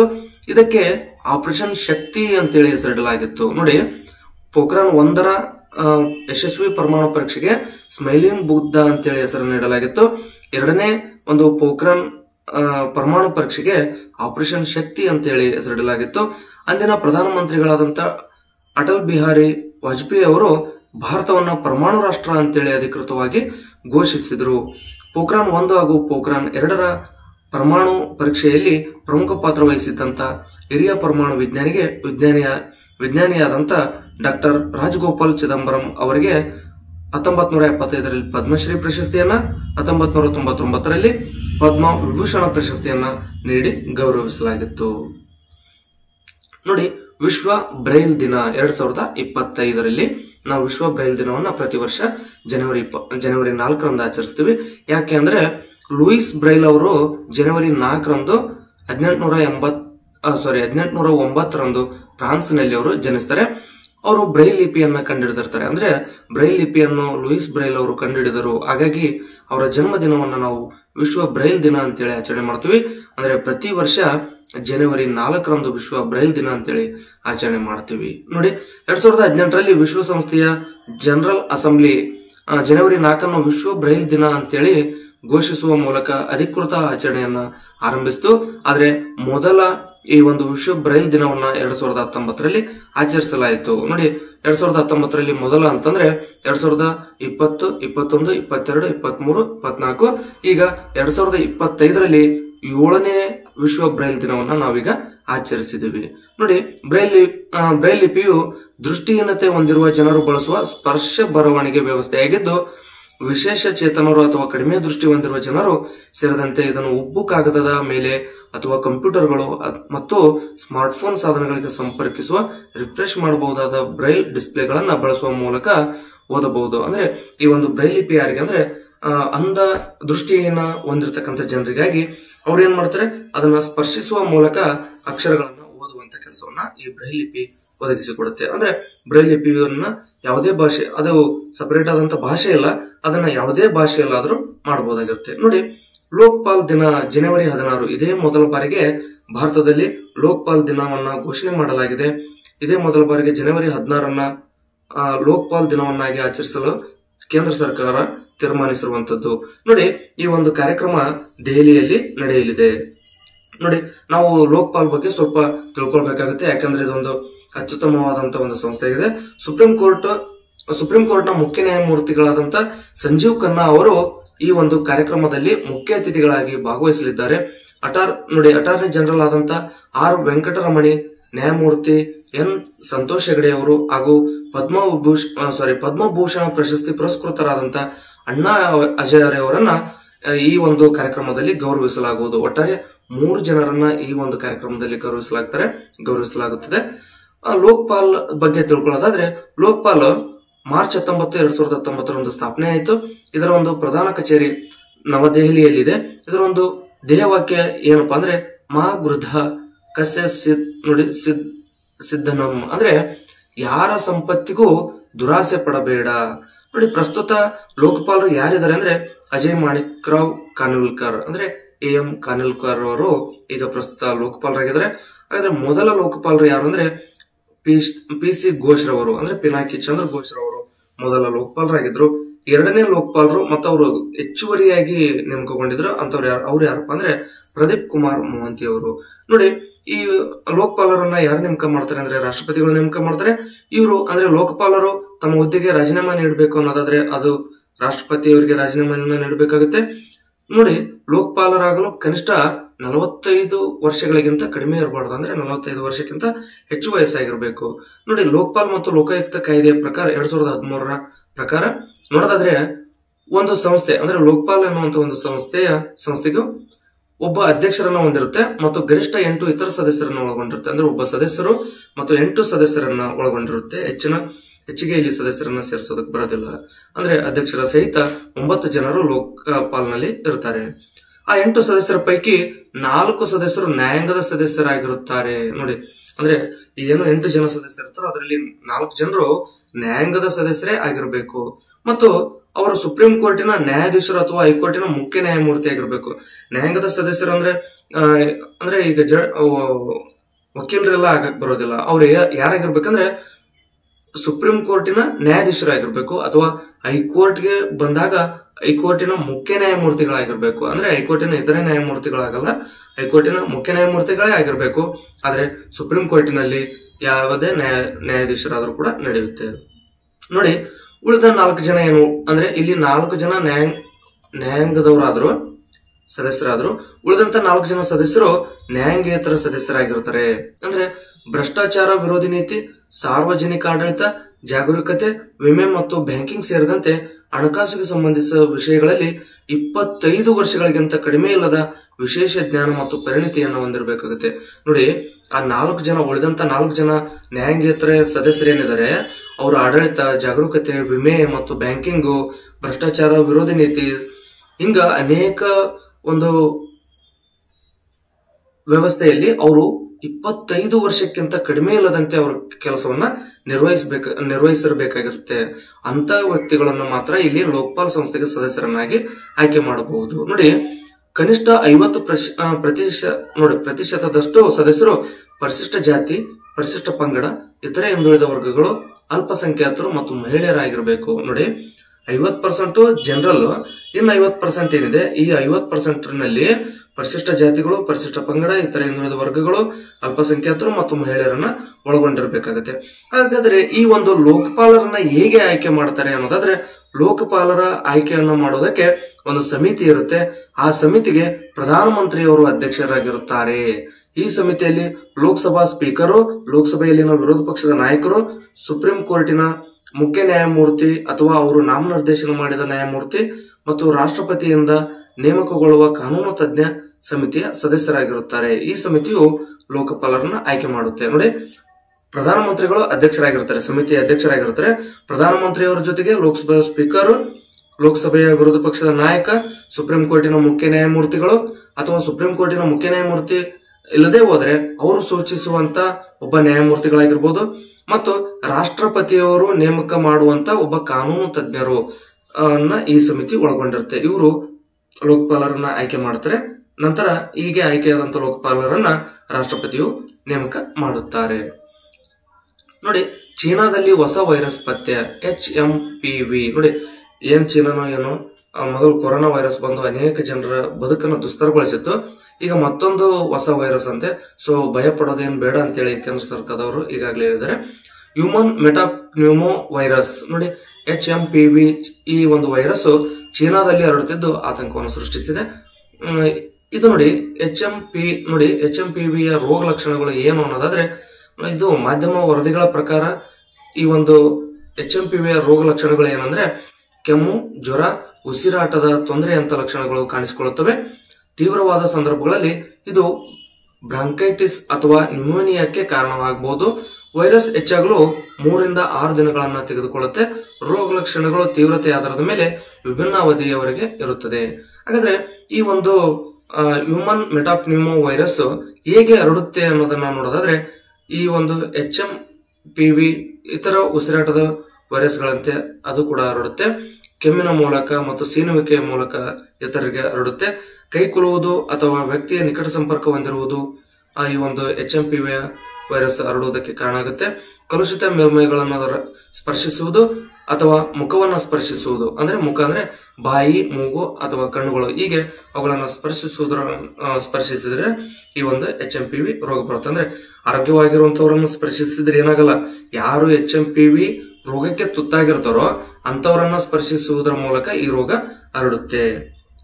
ನೋಡಿ, ಇದರಲ್ಲಿ ಒಂದು ಖುಷಿ ವಿಚಾರ ಏನಂದ್ರೆ, ನಮ್ಮ ದೇಶದೊಳಗ ಕಡು ಬಡತನ ಕನಿಷ್ಠ ಮಟ್ಟಕ್ಕೆ ಇಳಿದಿರುವಂತದ್ದು. ಅಂದ್ರೆ ಎಷ್ಟಂದ್ರೆ ನಮ್ಮ ಪ್ರಸ್ತುತ ಬಡತನ 4% 4.5 ಅಂತೇಳಿ SBI ವರದಿಯನ್ನ ಮಾಡಿರುವಂತದ್ದು. ನೋಡಿ, ಇಲ್ಲಿ RBI ಅಲ್ಲ. ಈ ವರದಿಯನ್ನ ಯಾರು ನೀಡಿದ್ದಾರೆ ಅಂತ ಹೇಳಿ ಪ್ರಶ್ನೆ ಆಗ್ಬಹುದು. ಇದಕ್ಕೆ ಸರಿಯಾದ ಉತ್ತರ SBI ಆಗುತ್ತೆ. ನೆನ್ಪಿಟ್ಕೊಳ್ಳಿ. ಸ್ಟೇಟ್ ಬ್ಯಾಂಕ್ ಆಫ್ ಇಂಡಿಯಾದ ಸಂಶೋಧನಾ ಅಧ್ಯಯನದ ಪ್ರಕಾರ 2024ರಲ್ಲಿ ನಮ್ಮ ದೇಶದೊಳಗ ಬಡತನ ಪ್ರಮಾಣ 5% ಕಡಿಮೆ ಆಗಿದೆ. ದೇಶದಲ್ಲಿ ಕಡು ಬಡತನ ಪ್ರಮಾಣ ಕನಿಷ್ಠ ಮಟ್ಟಕ್ಕೆ ಇಳಿದಿರುವುದು ಅಧ್ಯಯನದಲ್ಲಿ ಅಧಿಕೃತವಾಗಿ ಹೇಳಲಾಗಿದೆ. ನೋಡಿ, SBIನ ಬಳಕೆ ವೆಚ್ಚ ವರದಿ ಅನ್ವಯ ಈ ಒಂದು ವಿಷಯ ನಮಗೆ ತಿಳಿದಿರುವಂತದ್ದು. 2011-12ರಲ್ಲಿ ನಗರ ಪ್ರದೇಶಗಳ ಬಡತನ 13.7ರಷ್ಟಿತ್ತು. ಯಾವಾಗ? 2011-12ರಲ್ಲಿ ನಗರ ಪ್ರದೇಶದೊಳಗ 13.7ರಷ್ಟಿತ್ತು. ಈಗ 2024ರ ಮಾರ್ಚ್ ವೇಳೆಗೆ ನಗರದಲ್ಲಿರ್ತಕ್ಕಂಥ ಬಡತನ 4.09ಕ್ಕೆ ಇಳಿಕೆಯಾಗಿದೆ. ಅದೇ ರೀತಿಯಾಗಿ ಬಡತನದ ಪ್ರಮಾಣ ಅಂದ್ರೆ ಗ್ರಾಮೀಣ ಬಡತನದ ಪ್ರಮಾಣ 2011-12ರಲ್ಲಿ 25.7%ನಷ್ಟಿತ್ತು. ಆದ್ರೆ ಈಗ ಅದು 4.86ಕ್ಕೆ ಇಳಿದಿರುವಂತದ್ದು. ಒಟ್ಟಾರೆಯಾಗಿ ಭಾರತದ ಬಡತನದ ಪ್ರಮಾಣವನ್ನು ನೋಡೋದಾದ್ರೆ 4% 4.5ರಷ್ಟಿದೆ ಅಂತೇಳಿ SBIನ ವರದಿ ತಿಳಿಸಿರುವಂತದ್ದು. ನೆಕ್ಸ್ಟ್ ನೋಡೋಣ. ಖೋಖೋ ವಿಶ್ವಕಪ್ ಆತಿಥ್ಯ ಅಂದ್ರೆ ಇದು ಭಾರತ ಆತಿಥ್ಯ ವಹಿಸ್ತಾ ಇರುವಂತದ್ದು. ನೋಡಿ, ಖೋಖೋ ವಿಶ್ವಕಪ್ ನ ಚೊಚ್ಚಲ ಆವೃತ್ತಿಗೆ ಆತಿಥ್ಯ ವಹಿಸಲು ಭಾರತ ಸಜ್ಜಾಗಿದೆ. ನೋಡಿ, ಫಸ್ಟ್ ಟೈಮ್ ಜಗತ್ತಿನೊಳಗ ಈ ಒಂದು ಖೋಖೋ ವಿಶ್ವಕಪ್ ಈಗ ನಡೀತಾ ಇರುವಂತದ್ದು ನಮ್ಮ ಭಾರತ ಆತಿಥ್ಯವನ್ನು ವಹಿಸ್ತಾ ಇದೆ ಅನ್ನುವಂಥದ್ದು ಒಂದು ಖುಷಿ ವಿಚಾರ. ಎಲ್ಲಿ ನಡೆಯುತ್ತೆ, ಸ್ಥಳ ಎಲ್ಲಿ ಅನ್ನೋದಾದ್ರೆ ನವದೆಹಲಿಯ ಇಂದಿರಾ ಗಾಂಧಿ ಕ್ರೀಡಾಂಗಣದಲ್ಲಿ ಈ ಒಂದು ಪಂದ್ಯಾವಳಿಗಳು ನಡೀತವೆ. ಜನವರಿ 13ರಿಂದ ಜನವರಿ 19ರವರೆಗೆ ಪಂದ್ಯಗಳು ನಡೆಯುತ್ತವೆ. ಇದರ ವಿಶೇಷತೆ ಏನಂದ್ರೆ ಈ ಮಹತ್ವದ ಟೂರ್ನಿಯಲ್ಲಿ 6 ಖಂಡಗಳನ್ನು ಪ್ರತಿನಿಧಿಸುವ ಪುರುಷ ಮತ್ತು ಮಹಿಳೆಯರ ವಿಭಾಗಗಳ ತಂಡಗಳು ಭಾಗವಹಿಸಲಿವೆ. ನೋಡಿ, ಇಲ್ಲಿ ಖೋಖೋ ವಿಶ್ವಕಪ್ ಕೇವಲ ಪುರುಷರದ ಮಹಿಳೆಯರದ ಅಂತ ಕೇಳಬಾರ್ದು. ಯಾಕಂದ್ರೆ ಈ ಒಂದು ವಿಶ್ವಕಪ್ ಮಹಿಳೆಯರದ್ದು ಇದೆ ಮತ್ತು ಪುರುಷರದ್ದು ಇದೆ. ಅಂದ್ರೆ ಪ್ರತ್ಯೇಕವಾಗಿ ತಂಡಗಳು ಆಟ ಆಡ್ತವೆ. ವಿಶ್ವಕಪ್ ನಲ್ಲಿ 2 ಭವ್ಯವಾದ ಟ್ರೋಫಿಗಳಿವೆ. ಯಾಕಂದ್ರೆ ಒಂದು ಪುರುಷರ ವಿಶ್ವಕಪ್, ಇನ್ನೊಂದು ಮಹಿಳೆಯರ ವಿಶ್ವಕಪ್. ಪುರುಷರ ಚಾಂಪಿಯನ್ಶಿಪ್ಗಾಗಿ ನೀಲಿ ಟ್ರೋಫಿ. ನೋಡಿ, ಪುರುಷರ ಖೋಖೋ ವಿಶ್ವಕಪ್ ಏನ್ ನಡೀತಾ ಇದೆ, ಆ ಒಂದು ಚಾಂಪಿಯನ್ಶಿಪ್ ನ ಟ್ರೋಫಿ ಏನಿದೆ, ಆ ಟ್ರೋಫಿ ನೀಲಿ ಬಣ್ಣದಿಂದ ಇದ್ರೆ ಮಹಿಳೆಯರ ಚಾಂಪಿಯನ್ಶಿಪ್ ಗಾಗಿ ಹಸಿರು ಟ್ರೋಫಿ ಇರಲಿದೆ. ಅಂದ್ರೆ ಪುರುಷರದ್ದು ನೀಲಿ ಮತ್ತು ಮಹಿಳೆಯರದ್ದು ಹಸಿರು ಟ್ರೋಫಿ ಇರುವಂತದ್ದು. ನೋಡಿ, ಪಾಕಿಸ್ತಾನ ಈ ವಿಶ್ವಕಪ್ ಆಡಲು ವೀಸಾಗೆ ಅರ್ಜಿ ಸಲ್ಲಿಸಿದೆ. ನೋಡಿ, ಕ್ರಿಕೆಟ್ ನಲ್ಲಿ ಸ್ವಲ್ಪ ಗೊಂದಲ ಮಾಡಿಕೊಂಡು ಹೈಬ್ರಿಡ್ ಮಾದರಿಯ ಪಂದ್ಯಗಳನ್ನ ನಡೆಸೋದಕ್ಕೆ ಭಾರತ ಮತ್ತು ಪಾಕಿಸ್ತಾನಗಳು ICC ಮೊರೆ ಹೋಗಿದ್ದು. ಈಗ ಪ್ರಸ್ತುತ ಹಾಕಿ ವಿಶ್ವಕಪ್ಗೆ ಮಾತ್ರ ಯಾವುದೇ ಹೈಬ್ರಿಡ್ ಮಾದರಿಯ ಒಂದು ಪಂದ್ಯಾವಳಿಗಳು ನಡೆಯೋದಿಲ್ಲ. ಇವು ಪಾಕಿಸ್ತಾನ ಏನ್ ಮಾಡಿದೆ, ಭಾರತದಲ್ಲಿ ಆಡೋದಕ್ಕೋಸ್ಕರ ವಿಶ್ವಕಪ್ ಆಡಲು ವೀಸಾಗೆ ಅರ್ಜಿಯನ್ನು ಸಲ್ಲಿಸಿರುವಂತದ್ದು. ನೋಡಿ, ಪುರುಷರ ವಿಭಾಗದೊಳಗ ಯಾವ ದೇಶಗಳು ಭಾಗವಹಿಸ್ತವೆ ಅಂತಂದ್ರೆ ಭಾರತ, ಪಾಕಿಸ್ತಾನ, ಬಾಂಗ್ಲಾದೇಶ, ನೇಪಾಳ, ಇಂಡೋನೇಷ್ಯಾ, ದಕ್ಷಿಣ ಕೊರಿಯಾ ಮತ್ತು ಮಲೇಷ್ಯಾ ತಂಡಗಳು ಏಷ್ಯಾ ಖಂಡವನ್ನ ಪ್ರತಿನಿಧಿಸಲಿವೆ.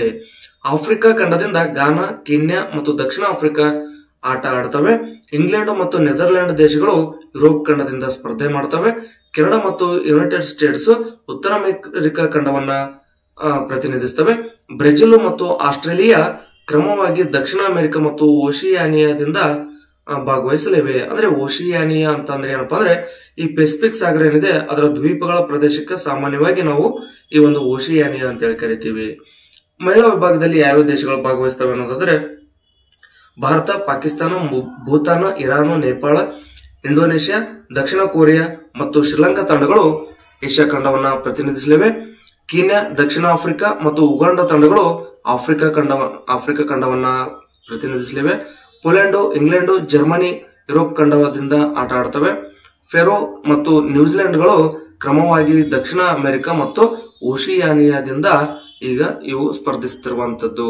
ಈ ವರ್ಷ ಮಹಿಳಾ ಟೂರ್ನಿಯಲ್ಲಿ ಉತ್ತರ ಅಮೆರಿಕ ಖಂಡದಿಂದ ಯಾವುದೇ ತಂಡಗಳು ಭಾಗವಹಿಸುತ್ತಿಲ್ಲ ಅನ್ನೋದು ಕೂಡ ನೆನಪಿಟ್ಕೊಳ್ಬೇಕು. ಯಾಕಂದ್ರೆ ಯಾವ ಖಂಡದಿಂದ ಯಾವ ದೇಶಗಳು ಭಾಗವಹಿಸಿದ್ವು ಅಂತ ಕೇಳಬಹುದು, ಅಥವಾ ಯಾವ ಖಂಡದಿಂದ ಯಾವ ತಂಡಗಳು ಭಾಗವಹಿಸಿದ್ದಿಲ್ಲ ಅಂತ ಕೇಳಬಹುದು. ಅದರಲ್ಲಿ ಈ ಒಂದು ಮಹಿಳಾ ಟೂರ್ನಿ ಒಳಗ ಉತ್ತರ ಅಮೆರಿಕ ಖಂಡದಿಂದ ಯಾವುದೇ ತಂಡಗಳು ಭಾಗವಹಿಸಿಲ್ಲ. ನೋಡಿ, ವಿಶ್ವದ ಮೊದಲ ಉಪಗ್ರಹ ಆಧಾರಿತ ಶಸ್ತ್ರಚಿಕಿತ್ಸೆ ಯಶಸ್ವಿ. ಚೀನಾ. ನೋಡಿ, ಚೀನಾದವ್ರು ಏನ್ ಮಾಡಿದ್ರೆ ಭೂಮಿಯಿಂದ 36,000 ಕಿಲೋಮೀಟರ್ ಎತ್ತರದಲ್ಲಿರ್ತಕ್ಕಂಥ ಅಪ್ಸ್ಟಾರ್ 6D ಬ್ರಾಡ್ಬ್ಯಾಂಡ್ ಸಂವಹನ ಉಪಗ್ರಹವನ್ನು ಬಳಸಿಕೊಂಡು ಶಸ್ತ್ರಚಿಕಿತ್ಸೆಗಳನ್ನು ನಡೆಸಲಾಗಿದೆ ಅಂತೇಳಿ ಸೌತ್ ಚೀನಾ ಮಾರ್ನಿಂಗ್ ಪೋಸ್ಟ್ ವರದಿಯನ್ನ ಮಾಡಿರುವಂತದ್ದು. ಚೀನಾ ವಿಶ್ವದ ಮೊದಲ ಉಪಗ್ರಹ ಆಧಾರಿತ ಅಲ್ಟ್ರಾ ರಿಮೋಟ್ ಶಸ್ತ್ರಚಿಕಿತ್ಸೆಗಳನ್ನ ಯಶಸ್ವಿಯಾಗಿ ನಡೆಸಿದೆ. ವಿಶೇಷವಾಗಿ ಹೆಚ್ಚಿನ ತೀವ್ರತೆಯ ಯುದ್ಧ ವಲಯಗಳು ಮತ್ತು ದೂರದ ಸ್ಥಳಗಳಲ್ಲಿ ಆಘಾತ ಆರೈಕೆಯಲ್ಲಿ ಇದು ಕ್ರಾಂತಿಯನ್ನ ಉಂಟು ಮಾಡಬಹುದು. ದೇಶೀಯವಾಗಿ ಅಭಿವೃದ್ಧಿಪಡಿಸಿದಂತ ರೋಬೋಟಿಕ್ ಶಸ್ತ್ರಚಿಕಿತ್ಸೆಯ ವ್ಯವಸ್ಥೆಯ ಸಹಾಯದಿಂದ ಯಕೃತ್ತು, ಪಿತ್ತಕೋಶ, ಮೆದೋಜೋರಕ ಗ್ರಂಥಿಯ ಶಸ್ತ್ರಚಿಕಿತ್ಸೆಗಳನ್ನ ಯಶಸ್ವಿಯಾಗಿ ಮಾಡಿರುವಂತದ್ದು. ನೋಡಿ, ಹಾಗಾದ್ರೆ ಚೀನಾ ದೇಶವು ವಿಶ್ವದಲ್ಲಿಯೇ ಮೊಟ್ಟ ಮೊದಲ ಬಾರಿಗೆ ಉಪಗ್ರಹ ಆಧಾರಿತ ಶಸ್ತ್ರಚಿಕಿತ್ಸೆಯನ್ನ ಮಾಡಿರುವಂತದ್ದು. ನೋಡಿ, 4ನೇ ತಾರೀಕಿನ ಕೊನೆಯ ಒಂದು ಅಂಶ ಇದಾಗಿರುತ್ತೆ. ಆನೆ ವಿಹಾರ ಧಾಮ ಯೋಜನೆ ಕರ್ನಾಟಕ. ನೋಡಿ, 2025-26ನೇ ಸಾಲಿನ ರಾಜ್ಯ ಬಜೆಟ್ ನಲ್ಲಿ ಘೋಷಿಸುವಂತ ಒಂದು ಸಾಧ್ಯತೆ ಇದೆ. ಅದು ಯಾವ ಯೋಜನೆ ಅಂದ್ರೆ ಆನೆ ವಿಹಾರ ಧಾಮ ಯೋಜನೆ. ಏನಿದು ಆನೆ ವಿಹಾರ ಧಾಮ ಯೋಜನೆ? ಯಾಕೋಸ್ಕರ ಘೋಷಣೆ ಮಾಡ್ತಾರೆ ಅನ್ನೋದಾದ್ರೆ, ಹಾಸನ, ಕೊಡಗು, ಶಿವಮೊಗ್ಗ, ಚಿಕ್ಕಮಗಳೂರು ಜಿಲ್ಲೆಗಳಲ್ಲಿ ಆನೆಗಳು ಏನ್ ಮಾಡ್ತವೆ, ಕಾಡಂಚಿನ ಗ್ರಾಮಗಳಿಗೆ ದಾಳಿ ಮಾಡಿ ಬೆಳೆ ಮತ್ತು ಪ್ರಾಣಿ ಹಾನಿ ಮಾಡುತ್ತವೆ. ಅಂದ್ರೆ ಆ ಒಂದು ಹಾಸನ, ಕೊಡಗು, ಶಿವಮೊಗ್ಗ, ಚಿಕ್ಕಮಗಳೂರು ಜಿಲ್ಲೆಗಳಲ್ಲಿ ಆ ಕಾಡಂಚಿನ ಒಂದು ಗ್ರಾಮಗಳಿಗೆ ಆ ಆನೆಗಳು ದಾಳಿ ಮಾಡಿಬಿಡ್ತವೆ. ದಾಳಿ ಮಾಡುವುದರ ಮೂಲಕ ಅಲ್ಲಿರ್ತಕ್ಕಂಥ ರೈತರ ಬೆಳೆಗಳನ್ನ ಅಥವಾ ಮನುಷ್ಯರನ್ನ ಅಥವಾ ಇತರೆ ಜೀವಿಗಳನ್ನ ಅಂದ್ರೆ ಪ್ರಾಣಿಗಳನ್ನ ಅವು ಪ್ರಾಣ ಹಾನಿಯನ್ನ ಮಾಡ್ತಾ ಇದ್ದಾವೆ. ಆ ಕಾರಣದಿಂದಾಗಿ ಈ ಒಂದು ಹಾನಿಯನ್ನ ತಪ್ಪಿಸ್ಬೇಕಂತೇಳಿ ಈ ಒಂದು ಆನೆ ವಿಹಾರ ಧಾಮ ಅಂದ್ರೆ ಎಲಿಫೆಂಟ್ ಸಾಫ್ಟ್ ರಿಲೀಸ್ ಸೆಂಟರ್ ಅಂತಾನೂ ಕೂಡ ಕರಿತೀವಿ. ನೆನ್ಪಿಟ್ಕೊಳ್ಳಿ, ಆನೆ ವಿಹಾರ ಧಾಮ ಅಂತನಾದ್ರೂ ಪ್ರಶ್ನೆ ಬರ್ಬೋದು, ಎಲಿಫೆಂಟ್ ಸಾಫ್ಟ್ ರಿಲೀಸ್ ಸೆಂಟರ್ ಅಂತನಾದ್ರೂ ಕೂಡ ಬರ್ಬೋದು, ಎರಡು ಒಂದೇ. ಈ ಯೋಜನೆಯನ್ನ ಅನುಷ್ಠಾನಗೊಳಿಸಲು ತೀರ್ಮಾನಿಸಲಾಗಿದೆ ಅಂತೇಳಿ ಅರಣ್ಯ ಸಚಿವರಾದಂತ ಈಶ್ವರ್ ಖಂಡ್ರೆ ಅವರು ಮಾಹಿತಿಯನ್ನ ನೀಡಿದ್ದಾರೆ. ಭದ್ರಾ ವನ್ಯಜೀವಿ ಸಂರಕ್ಷಿತ ಅರಣ್ಯದಲ್ಲಿ 2000 ಹೆಕ್ಟರ್ ಅರಣ್ಯ ಪ್ರದೇಶದಲ್ಲಿ ಈ ಒಂದು ವಿಹಾರ ಧಾಮ ನಿರ್ಮಿಸಲು ನಿರ್ಧರಿಸಲಾಗಿದೆ. ನೋಡಿ, ನೆನ್ಪಿಟ್ಕೊಳ್ಳಿ, ಆನೆ ವಿಹಾರ ಧಾಮ ಯೋಜನೆಯು ದೇಶದಲ್ಲಿಯೇ ಮೊದಲ ಯೋಜನೆ ಆಗಲಿದೆ. 5ನೇ ತಾರೀಕೆಂದು ಅಂದ್ರೆ ಇವತ್ತಿನ ಒಂದು ಪ್ರಚಲಿತ ಘಟನೆಗಳನ್ನ ನೋಡೋಣ. ವಿಶ್ವದಲ್ಲೇ ಅತಿ ಶ್ರೀಮಂತ ಮಹಿಳಾ ಬ್ಯಾಡ್ಮಿಂಟನ್ PV ಸಿಂಧು. ನೋಡಿ, ಬ್ಯಾಡ್ಮಿಂಟನ್ ಆಟಗಾರ್ತಿಯರ ಒಂದು ವಿಚಾರದಲ್ಲಿ ಅಂದ್ರೆ ಮಹಿಳಾ ಬ್ಯಾಡ್ಮಿಂಟನ್ ಆಟಗಾರ್ತಿಯರು ಏನಿದ್ರೆ ವಿಶ್ವದಲ್ಲಿ ಅವರೆಲ್ಲರಲ್ಲಿ ಹೋಲಿಕೆ ಮಾಡಿದ್ರೆ PV ಸಿಂಧು ಅವರು ವಿಶ್ವದಲ್ಲಿ ಅತಿ ಶ್ರೀಮಂತ ಮಹಿಳಾ ಬ್ಯಾಡ್ಮಿಂಟನ್ ಆಗಿ ಹೊರಹೊಮ್ಮಿದ್ದಾರೆ. ನೋಡಿ, PV ಸಿಂಧು ಅವರು 2024ರಲ್ಲಿ $7.1 ಮಿಲಿಯನ್ ಗಳಿಸುವ ಮೂಲಕ ವಿಶ್ವದಲ್ಲೇ ಅತಿ ಹೆಚ್ಚು ಸಂಭಾವನೆ ಪಡೆಯುವ ಮಹಿಳಾ ಬ್ಯಾಡ್ಮಿಂಟನ್ ಎಂಬ ಸ್ಥಾನವನ್ನ ಪಡೆದುಕೊಂಡ್ರು. ಇದನ್ನು ನಾವು ರೂಪಾಯಿ ಮೌಲ್ಯಕ್ಕೆ ಕನ್ವರ್ಟ್ ಮಾಡಿದ್ರೆ 61 ಕೋಟಿ ರೂಪಾಯಿಯನ್ನ 2024ರ ವರ್ಷವೊಂದರಲ್ಲಿ ಗಳಿಸಿದ್ದಾರೆ. ಈ ಅದ್ಭುತ ಸಾಧನೆ ಮಾಡಿದಂತ ಬ್ಯಾಡ್ಮಿಂಟನ್ ಜಗತ್ತಿನ ಅಗ್ರಸ್ಥಾನಕ್ಕೇರಿದ್ದು ಮಾತ್ರವಲ್ಲದೆ ಭಾರತದೊಳಗ ಅತಿ ಹೆಚ್ಚು ಸಂಭಾವನೆ ಪಡೆಯುವ ಮಹಿಳಾ ಅಥ್ಲೀಟ್ ಎಂಬ ಹೆಗ್ಗಳಿಕೆಗೂ ಕೂಡ PV ಸಿಂಧು ಅವರು ಭಾಜನರಾಗಿರುವಂತದ್ದು. ನೋಡಿ, PV ಸಿಂಧು ಅವರ ವೃತ್ತಿ ಜೀವನವನ್ನು ಸ್ವಲ್ಪ ನೋಡೋಣ. ಅವರಿಗೆ ಗೆದ್ದಂತ ಪ್ರಶಸ್ತಿಗಳು ಮತ್ತೆ ಸರ್ಕಾರ ನೀಡಿದಂತ ಪ್ರಶಸ್ತಿಗಳನ್ನ ನೋಡೋದಾದ್ರೆ 2011ರೊಳಗೆ ಅವ್ರು ಏನ್ ಮಾಡಿದ್ರು, ಮಾಲ್ಡೀವ್ಸ್ ಇಂಟರ್ನ್ಯಾಷನಲ್ ಚಾಲೆಂಜ್ ನಲ್ಲಿ ಮಹಿಳಾ ಸಿಂಗಲ್ಸ್ ನಲ್ಲಿ ತಮ್ಮ ಮೊದಲ ಸೀನಿಯರ್ ಪ್ರಶಸ್ತಿಯನ್ನ ಗೆದ್ರು. 2013ರಲ್ಲಿ BWF ವಿಶ್ವ ಚಾಂಪಿಯನ್ಶಿಪ್ ನಲ್ಲಿ ಅವರು ಮಹಿಳೆಯರ ಸಿಂಗಲ್ಸ್ ನಲ್ಲಿ ಕಂಚಿನ ಪದಕವನ್ನು ಗೆದ್ರು. 2013ರಲ್ಲಿ ಅವರಿಗೆ ಅರ್ಜುನ ಪ್ರಶಸ್ತಿಯನ್ನ ನೀಡಲಾಗಿತ್ತು. ಹಾಗಾದ್ರೆ ಈ ಅರ್ಜುನ ಪ್ರಶಸ್ತಿಯನ್ನ ನೀಡುವವರು ಯಾರು ಅಂದ್ರೆ ಯುವ ವ್ಯವಹಾರಗಳು ಮತ್ತು ಕ್ರೀಡಾ ಸಚಿವಾಲಯ. ನೆನ್ಪಿಟ್ಕೊಳ್ಳಿ, ಈ ಯುವ ವ್ಯವಹಾರಗಳು ಮತ್ತು ಕ್ರೀಡಾ ಸಚಿವಾಲಯ ಅರ್ಜುನ ಪ್ರಶಸ್ತಿಯನ್ನು ನೀಡುತ್ತೆ, ಜೊತೆಗೆ ಖೇಲ್ ರತ್ನ ಪ್ರಶಸ್ತಿಯನ್ನು ನೀಡುತ್ತೆ, ಹಾಗೂ ಇನ್ನಿತರ ಕ್ರೀಡಾ ಪ್ರಶಸ್ತಿಗಳನ್ನು ಕೂಡ ನೀಡುತ್ತೆ.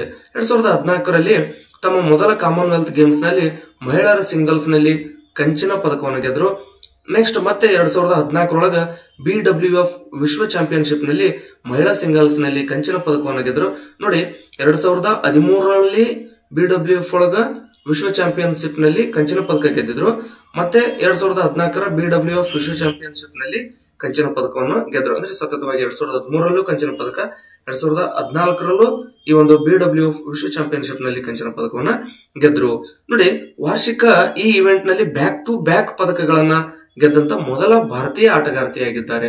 ನೋಡಿ, 2018ರ ಕಾಮನ್ವೆಲ್ತ್ ಗೇಮ್ಸ್ ನಲ್ಲಿ PV ಸಿಂಧು ಅವರು ಮಹಿಳೆಯರ ಸಿಂಗಲ್ಸ್ ನಲ್ಲಿ ಬೆಳ್ಳಿ ಮತ್ತು ಮಿಶ್ರ ತಂಡ ಸ್ಪರ್ಧೆಯಲ್ಲಿ ಚಿನ್ನದ ಪದಕವನ್ನು ಪಡೆದರು. 2018ರ ಏಷ್ಯನ್ ಗೇಮ್ಸ್ ಮತ್ತು BWF ವಿಶ್ವ ಚಾಂಪಿಯನ್ಶಿಪ್ ನಲ್ಲಿ ಬೆಳ್ಳಿ ಪದಕವನ್ನು ಅವರು ಗೆದ್ರು. ನೆಕ್ಸ್ಟ್ ನೋಡೋದಾದ್ರೆ 2019ರ BWF ವಿಶ್ವ ಚಾಂಪಿಯನ್ಶಿಪ್ ನಲ್ಲಿ ಚಿನ್ನದ ಪದಕವನ್ನು ಗೆದ್ರು. ನೆನ್ಪಿಟ್ಕೊಳ್ಳಿ, ಈ ಒಂದು BWF ವಿಶ್ವ ಚಾಂಪಿಯನ್ಶಿಪ್ ನಲ್ಲಿ ಚಿನ್ನದ ಪದಕ ಗೆದ್ದಂತ ಮೊದಲ ಭಾರತೀಯ ಮಹಿಳೆ PV ಸಿಂಧು ಆಗಿದ್ದಾರೆ. ಭಾರತ ಸರ್ಕಾರ 2020ರಲ್ಲಿ ಪ್ರತಿಷ್ಠಿತ ಪದ್ಮಭೂಷಣ ಪ್ರಶಸ್ತಿಯನ್ನು ನೀಡಿ ಗೌರವಿಸಿದೆ. 2021ರಲ್ಲಿ ಸಿಂಧು ಅವರು ಟೋಕಿಯೋ ಒಲಿಂಪಿಕ್ಸ್ ನಲ್ಲಿ ಕಂಚಿನ ಪದಕವನ್ನು ಗೆದ್ದರು. ಎರಡು ಒಲಿಂಪಿಕ್ ಪದಕಗಳನ್ನು ಗೆದ್ದ ಭಾರತದ ಮೊದಲ ಮಹಿಳೆ. ಇವರು ರಿಯೋ ಒಲಿಂಪಿಕ್ ನಲ್ಲಿ ಬೆಳ್ಳಿಯನ್ನ ಗೆದ್ದಿದ್ರು. ಮತ್ತೆ 2020ರ ಟೋಕಿಯೋ ಒಲಿಂಪಿಕ್ ನಲ್ಲಿ ಕಂಚನ ಗೆಲ್ಲುವುದರ ಮೂಲಕ 2 ಒಲಿಂಪಿಕ್ ನಲ್ಲಿ ಪದಕಗಳನ್ನು ಗೆದ್ದಂತ ಮೊದಲ ಭಾರತೀಯ ಆಟಗಾರ್ತಿಯಾಗಿದ್ದಾರೆ. ಭಾರತದ ಅತ್ಯುನ್ನತ ಕ್ರೀಡಾ ಪ್ರಶಸ್ತಿಯಾದಂತ ಮೇಜರ್ ಧ್ಯಾನ್ ಚಂದ್ ಖೇಲ್ ರತ್ನ ಪ್ರಶಸ್ತಿಯನ್ನ, ಅಂದ್ರೆ ಈ ಹಿಂದಿನ ಹೆಸರು ಆಗ್ಲೇ ಹೇಳಿದೀನಿ, ರಾಜೀವ್ ಗಾಂಧಿ ಖೇಲ್ ರತ್ನ ಪ್ರಶಸ್ತಿಯನ್ನ ಪಡೆದಿದ್ದಾರೆ. ನೆಕ್ಸ್ಟ್ ನೋಡೋಣ. ನೋಡಿ, ಭಾರತದ ಮೊದಲ ಕರಾವಳಿ ಮತ್ತು ವಾಡರ್ ಪಕ್ಷಿ ಗಣತಿ 2025. ನೋಡಿ, ಭಾರತದ ಮೊದಲ ಕರಾವಳಿ ಮತ್ತು ವಾಡರ್ ಪಕ್ಷಿ ಗಣತಿಯನ್ನ 2025ರ ಜನವರಿ 3ರಿಂದ 5ರವರೆಗೆ ಗುಜರಾತ್ನ ಜಾಮ್ನಗರದಲ್ಲಿರುವ ಸಾಗರ ರಾಷ್ಟ್ರೀಯ ಉದ್ಯಾನವನ ಮತ್ತು ಸಾಗರ ಅಭಯಾರಣ್ಯದಲ್ಲಿ ನಡೆಸಲು ತೀರ್ಮಾನಿಸಲಾಗಿರುವಂತದ್ದು. ನೋಡಿ, ವೇಡರ್ ಪಕ್ಷಿಗಳು ಉದ್ದವಾದ ಕಾಲುಗಳು, ಉದ್ದವಾದ ಕುತ್ತಿಗೆಗಳು ಮತ್ತು ಉದ್ದವಾದ ಬಿಲ್ಲುಗಳನ್ನು ಹೊಂದಿರುವ ಪಕ್ಷಿಗಳಾಗಿವೆ. ಇವು ಆಳವಿಲ್ಲದ ನೀರಿನಲ್ಲಿ ಅಲೆದಾಡಲು ಮತ್ತು ಮೀನು, ಕಪ್ಪೆಗಳು ಇತ್ಯಾದಿಗಳ ಮೇಲೆ ವಾಸಿಸಲು ಹೊಂದಿಕೊಳ್ಳುತ್ತವೆ. ನೆನ್ಪಿಟ್ಕೊಳ್ಳಿ, ಈ ವೇಡರ್ ಪಕ್ಷಿಗಳಿಗೆ ಉದಾಹರಣೆಗಳು ಅಂದ್ರೆ ವೇಡರ್ ಪಕ್ಷಿಗಳಂದ್ರೆ ಯಾವ ತರ ಅನ್ನೋದಾದ್ರೆ ಉದಾಹರಣೆ ನೋಡೋದಾದ್ರೆ ಕ್ರೇನು, ಕೊಕ್ಕರೆ, ಶೂಬಿಲ್ಲು, ಐಬಿಸ್, ಎರಾನು, ಫ್ಲೆಮಿಂಗೋ ಇತ್ಯಾದಿ ಮುಂತಾದ ಒಂದು ಪಕ್ಷಿಗಳು ವೇಡರ್ ಪಕ್ಷಿಗಳಾಗಿವೆ. ನೋಡಿ, ವಾಡರ್ ಅಕ್ಕಿಯ ಕೆಲವು ಉದಾಹರಣೆಗಳು ಇವಾಗಿವೆ. 3 ದಿನಗಳ ಗಣತಿಯನ್ನ ಗುಜರಾತ್ ಸರ್ಕಾರ ನಡೆಸ್ತಾ ಇರುವಂತದ್ದು. ಈ ಗುಜರಾತ್ ಸರ್ಕಾರದ ಅರಣ್ಯ ಇಲಾಖೆಯು ಸರ್ಕಾರೇತರ ಸಂಸ್ಥೆ ಅಂದ್ರೆ NGO ಆದಂತ ಪಕ್ಷಿ ಸಂರಕ್ಷಣಾ ಸೊಸೈಟಿ ಗುಜರಾತ್ ಇದರ ಒಂದು ಸಹಯೋಗದೊಂದಿಗೆ ನಡೆಸಕತ್ತೈತೆ. ಅಂದ್ರೆ ಗುಜರಾತ್ ಸರ್ಕಾರದ ಅರಣ್ಯ ಇಲಾಖೆ ಏನ್ ಮಾಡ್ತಾ ಇದೆ, NGO ಆಗಿರುವಂತಹ ಪಕ್ಷಿ ಸಂರಕ್ಷಣಾ ಸೊಸೈಟಿಯೊಂದಿಗೆ ಸೇರಿ ಈ ಒಂದು ಪಕ್ಷಿ ಗಣತಿಯನ್ನ ನಡೆಸ್ತಾ ಇದೆ. ನೋಡಿ, ಭಾರತದ ಮೊದಲ ಸಾಗರ ಅಭಯಾರಣ್ಯವನ್ನ 1980ರಲ್ಲಿ ಸ್ಥಾಪಿಸಲಾಯಿತು. 1982ರೊಳಗ ಮೊದಲ ಸಾಗರ ರಾಷ್ಟ್ರೀಯ ಉದ್ಯಾನವನ ಜಾಮ್ನಗರದ ಕಚ್ ಕೊಲ್ಲಿಯಲ್ಲಿ ಸ್ಥಾಪಿಸಲಾಯಿತು. ಇದು 42 ಉಷ್ಣವಲಯದ ದ್ವೀಪ ಸಮೂಹವಾಗಿದ್ದು ಜಾಮ್ನಗರ ಜಿಲ್ಲೆಯ ಉತ್ತರ ಕರಾವಳಿ ಮತ್ತು ಕಚ್ನ ದಕ್ಷಿಣ ಕರಾವಳಿಯಲ್ಲಿ ಇದು ಒಂದು ನೆಲೆಗೊಂಡಿರುವಂತದ್ದು. ಸಾಗರ ರಾಷ್ಟ್ರೀಯ ಉದ್ಯಾನವನ ಒಟ್ಟು ವಿಸ್ತೀರ್ಣ 163 ಚದರ ಕಿಲೋಮೀಟರ್ ಆದ್ರೆ ಸಾಗರ ಅಭಯಾರಣ್ಯವು 458 ಚದರ ಕಿಲೋಮೀಟರ್ ವಿಸ್ತೀರ್ಣವನ್ನು ಹೊಂದಿರುವಂತದ್ದು. ನೆಕ್ಸ್ಟ್ ನೋಡೋದಾದ್ರೆ ನೋಡಿ, ತುಲರೇಮಿಯಾ ಇದು ಮೊಲದ ಜ್ವರದ ಹೆಚ್ಚುತ್ತಿರುವ ಪ್ರಕರಣಗಳನ್ನ ಸೂಚಿಸುತ್ತೆ. ಅಮೆರಿಕದಲ್ಲಿ ನೋಡಿ, ಯುನೈಟೆಡ್ ಸ್ಟೇಟ್ಸ್ ನಲ್ಲಿ ಅಂದ್ರೆ ಅಮೆರಿಕದಲ್ಲಿ ಮೊಲದ ಜ್ವರ ಎಂದು ಕರೆಯಲ್ಪಡ್ತಕ್ಕಂಥ ತುಲರೇಮಿಯಾ ಪ್ರಕರಣಗಳ ಸಂಖ್ಯೆ ಏರಿಕೆಯಾಗುತ್ತಿದೆ. ಫ್ರಾನ್ಸಿಸೆಲ್ಲಾ ಟುಲರೆನ್ಸಿಸ್ ಎಂಬ ಬ್ಯಾಕ್ಟೀರಿಯಾದಿಂದ ಈ ಒಂದು ರೋಗ ಉಂಟಾಗ್ತಿದೆ. ಅಂದ್ರೆ ಮೊಲದ ಜ್ವರಕ್ಕೆ ಸಂಬಂಧಪಟ್ಟ ಹಾಗೆ ಯಾವ ದೇಶದಲ್ಲಿ ಪ್ರಕರಣಗಳು ಹೆಚ್ಚಾಗ್ತಿದ್ದೇವೆ ಅನ್ನೋದಾದ್ರೆ ಅದು ಅಮೆರಿಕದಲ್ಲೇ ಆಗುತ್ತೆ. ನೋಡಿ, ಪಶ್ಚಿಮ ಘಟ್ಟಗಳಲ್ಲಿ ಹೊಸ ಇರುವೆ ಪ್ರಭೇದ ಪತ್ತೆ. ಇದನ್ನ ನಾನು ಯಾಕೆ ತಗೊಂಡಿದ್ದೀನಿ ಅಂದ್ರೆ ಈ ಒಂದು ಇರುವೆ ಪ್ರಭೇದ ನಮ್ಮ ಕರ್ನಾಟಕದಲ್ಲಿ ಸಿಕ್ಕಿರುವಂತದ್ದು. ಆ ಕಾರಣಕ್ಕೋಸ್ಕರ ಇಲ್ಲದೆ ಹೋಗಿದ್ರೆ ಅಷ್ಟೊಂದು ಮಹತ್ವ ಅನಿಸ್ತಾ ಇರಲಿಲ್ಲ. ಬಟ್ ನಮ್ಮ ಕರ್ನಾಟಕದಲ್ಲಿ ಸಿಕ್ಕಿರೋದ್ರಿಂದ ಇದೊಂದು ಪ್ರಚಲಿತ ಘಟನೆಗಳಲ್ಲಿ ಅಂದ್ರೆ ಪರೀಕ್ಷೆಗಳಲ್ಲಿ ಕೇಳಬಹುದಾದಂತ ಒಂದು ಪ್ರಶ್ನೆ ಆಗಿರೋದ್ರಿಂದ ನಾನು ಇದನ್ನ ತಗೊಂಡಿದ್ದೀನಿ. ಪಶ್ಚಿಮ ಘಟ್ಟಗಳಲ್ಲಿ ಇತ್ತೀಚೆಗೆ ಇರುವೆ ಪ್ರಭೇದ ಪತ್ತೆಯಾಗಿದೆ. ನೋಡಿ, ಗೋವಾ, ಕರ್ನಾಟಕ ಮತ್ತು ಡೆಹ್ರಾಡೂನ್ನ ವಿಜ್ಞಾನಿಗಳು ಕರ್ನಾಟಕದ ಕೊಡಗು ಜಿಲ್ಲೆಯಲ್ಲಿ ನೋಡಿ ಟ್ಯಾಪಿನೋಮಾ ಒನೆಲೆ ಎಂಬ ಹೊಸ ಇರುವೆ ಪ್ರಭೇದವನ್ನ ಗುರುತಿಸಿದ್ದಾರೆ. ನೋಡಿ, ಗೋವಾ, ಕರ್ನಾಟಕ ಮತ್ತು ಡೆಹ್ರಾಡೂನ್ನ ವಿಜ್ಞಾನಿಗಳು ಏನ್ ಮಾಡಿದ್ರೆ ನಮ್ಮ ಕರ್ನಾಟಕದ ಕೊಡಗು ಜಿಲ್ಲೆಯೊಳಗ ಟ್ಯಾಪಿನೋಮಾ ಒನೆಲೆ ಎಂಬ ಹೊಸ ಇರುವೆ ಪ್ರಭೇದವನ್ನ ಗುರುತಿಸಿರುವಂತದ್ದು. ಇದು ಪಶ್ಚಿಮ ಘಟ್ಟ ಅನ್ನೋದನ್ನು ಕೂಡ ನೆನಪಿಟ್ಕೋಬೇಕಾಗುತ್ತೆ. ನೋಡಿ, ಸಗಟು ಬೆಲೆ ಸೂಚ್ಯಂಕದ ಮೂಲ ವರ್ಷವನ್ನು ಪರಿಷ್ಕರಿಸಲು ನೀತಿ ಆಯೋಗದ ಸದಸ್ಯರಾದಂತ ರಮೇಶ್ ಚಂದ್ ಸಮಿತಿಯನ್ನ ಈಗ ಕೇಂದ್ರ ಸರ್ಕಾರ ನೇಮಕ ಮಾಡಿದೆ. ನೋಡಿ, ಸಗಟು ಬೆಲೆ ಸೂಚ್ಯಂಕ ಅಂದ್ರೆ WPI ಇದರ ಒಂದು ಮೂಲ ವರ್ಷವನ್ನು ಪರಿಷ್ಕರಿಸಲು ಭಾರತ ಸರ್ಕಾರ ನೀತಿ ಆಯೋಗದ ಸದಸ್ಯರಾದ ರಮೇಶ್ ಚಂದ್ ಅವರ ನೇತೃತ್ವದಲ್ಲಿ ಸಮಿತಿಯನ್ನ ಸ್ಥಾಪಿಸಿದೆ. ಪ್ರಸ್ತುತ WPI ನ ಮೂಲ ವರ್ಷ ಯಾವುದು ಅಂದ್ರೆ 2011-12. ಅದು 2011-12 ಈಗ 2022-2023ಕ್ಕೆ ಬದಲಾಯಿಸಲು ಈ ಒಂದು ರಮೇಶ್ ಚಂದ್ ಸಮಿತಿಯನ್ನು ಸ್ಥಾಪಿಸಿರುವಂತದ್ದು. ಈ ಸಮಿತಿಯು ತನ್ನ ವರದಿಯನ್ನು 18 ತಿಂಗಳ ಒಳಗಾಗಿ ಏನ್ ಮಾಡಬೇಕಾಗುತ್ತೆ ಅಂದ್ರೆ ಕೈಗಾರಿಕಾ ಮತ್ತು ಆಂತರಿಕ ವ್ಯಾಪಾರದ ಅಂದ್ರೆ DPIIT ಇದರ ಒಂದು ಉತ್ತೇಜನ ಇಲಾಖೆಯಲ್ಲಿನ ಆರ್ಥಿಕ ಸಲಹೆಗಾರರ ಕಚೇರಿಗೆ ಸಲ್ಲಿಸಬೇಕಾಗುತ್ತೆ. ನೋಡಿ, ಇದು ರೈತ ಭರೋಸಾ ಯೋಜನೆ ವಿಸ್ತರಣೆ. ನೋಡಿ, ಇದು ರೈತರ ಹೂಡಿಕೆ ಸಬ್ಸಿಡಿ ಯೋಜನೆಯನ್ನು ವಿಸ್ತರಿಸಲು ತೆಲಂಗಾಣ ಸಚಿವ ಸಂಪುಟ ಉಪಸಮಿತಿ ಅನುಮೋದನೆ ನೀಡಿರುವಂತದ್ದು. ನೋಡಿ, ರೈತ ಭರೋಸಾ ಯೋಜನೆ ಅನ್ನುವಂಥದ್ದು ತೆಲಂಗಾಣ ಸರ್ಕಾರಕ್ಕೆ ಸಂಬಂಧಪಟ್ಟಂತದ್ದು. ಈ ಒಂದು ನಿರ್ಧಾರವು ಸಾಗುವಳಿ ಭೂಮಿ ಹೊಂದಿರುವ ಎಲ್ಲಾ ರೈತರಿಗೆ ಪ್ರಯೋಜನ ಆಗುವಂತದ್ದು. ನೋಡಿ, ಸಾಗುವಳಿ ಭೂಮಿಯನ್ನು ಹೊಂದಿರತಕ್ಕಂತ ಎಲ್ಲಾ ತೆಲಂಗಾಣದ ಪ್ರಜೆಗಳಿಗೆ ಈ ಒಂದು ಯೋಜನೆ ಉಪಯೋಗ ಆಗುವಂತದ್ದು. ಈ ಯೋಜನೆಯ ಪ್ರಕಾರ ತೆಲಂಗಾಣ ಸರ್ಕಾರ ಏನ್ ಮಾಡುತ್ತೆ, ಪ್ರತಿ ಎಕರೆಗೆ 7,500 ರೂಪಾಯಿಯಂತೆ ಜಮಾ ಮಾಡುವಂತದ್ದು. ನೋಡಿ, ಫರಲ್ ಸಖಿ ಉಪಕ್ರಮ. ಮೀರಾ ಬಯಂದರ್ ಮುನ್ಸಿಪಲ್ ಕಾರ್ಪೊರೇಷನ್ ಮಹಿಳಾ ಉದ್ಯಮಿಗಳನ್ನ ಸಬಲೀಕರಣಗೊಳಿಸಲು ಫರಲ್ ಸಖಿ ಎಂಬ ಉಪಕ್ರಮವನ್ನ ಪ್ರಾರಂಭಿಸಿದೆ. ಈ ಕಾರ್ಯಕ್ರಮವು ಸಾಂಪ್ರದಾಯಿಕ ತಿಂಡಿ ಉತ್ಪಾದನೆಯಲ್ಲಿ ತೊಡಗಿರುವ ಮಹಿಳೆಯರ ಮೇಲೆ ಕೇಂದ್ರೀಕರಿಸುತ್ತದೆ. ಸಾಮಾನ್ಯವಾಗಿ ಹಬ್ಬದ ತಿಂಡಿಗಳು ಫರೆಲ್ ಎನ್ನುತ್ತಾರೆ. ತಿಂಡಿಗಳನ್ನು ನಾವು ಫರೆಲ್ ಅಂತ ಕರಿತೇವೆ. ಈ ಉಪಕ್ರಮವು ತರಬೇತಿಯನ್ನು ಒದಗಿಸುವ ಗುರಿಯನ್ನು ಹೊಂದಿದೆ. ಈ ಫರಲ್ ಸಖಿ ಉಪಕ್ರಮವನ್ನ ಯಾಕೆ ಮಾಡಿದ್ದಾರೆ ಅಂದ್ರೆ, ಮಹಿಳೆಯರಿಗೆ ತರಬೇತಿಯನ್ನು ಒದಗಿಸುವಂತ ಒಂದು ಗುರಿಯನ್ನು ಇಟ್ಕೊಂಡು ಉಪಕ್ರಮವನ್ನು ಆರಂಭಿಸಿರುವಂತದ್ದು. ನೋಡಿ, ಪ್ರಾಜೆಕ್ಟ್ ವಿಸ್ತಾರವನ್ನು ಪ್ರಾರಂಭಿಸಲು ಐಐಟಿ ಮದ್ರಾಸ್ ಕೃಷಿ ಮತ್ತು ಕಲ್ಯಾಣ ಸಚಿವಾಲಯದೊಂದಿಗೆ ಪಾಲುದಾರಿಕೆ ಹೊಂದಿದೆ. ಈ ಉಪಕ್ರಮವು ಡಿಜಿಟಲೀಕರಣದ ಮೂಲಕ ಕೃಷಿ ವಿಸ್ತರಣಾ ವ್ಯವಸ್ಥೆಯನ್ನು ಹೆಚ್ಚಿಸುವ ಗುರಿಯನ್ನು ಹೊಂದಿದೆ. ಪ್ರಾಯೋಗಿಕ ಯೋಜನೆ ಕೃಷಿ ಸಂಪನ್ಮೂಲಗಳನ್ನು ಪ್ರವೇಶಿಸಲು ವರ್ಚುವಲಿ ಇಂಟಿಗ್ರೇಟೆಡ್ ಸಿಸ್ಟಮ್ ಎಂದು ಕರೆಯಲಾಗುತ್ತದೆ. ಸೊ ಈ ಒಂದು ಪ್ರಾಜೆಕ್ಟ್ ವಿಸ್ತಾರವನ್ನ ಯಾರು ಆರಂಭಿಸಿದ್ದಾರೆ ಅಂದ್ರೆ, ಐಐಟಿ ಮದ್ರಾಸ್ ಅವರು ಕೃಷಿ ಮತ್ತು ರೈತ ಕಲ್ಯಾಣ ಸಚಿವಾಲಯದೊಂದಿಗೆ ಆರಂಭಿಸಿರುವಂತದ್ದು. ಹೆಸರು ಏನು ಅಂದ್ರೆ ಪ್ರಾಜೆಕ್ಟ್ ವಿಸ್ತಾರ.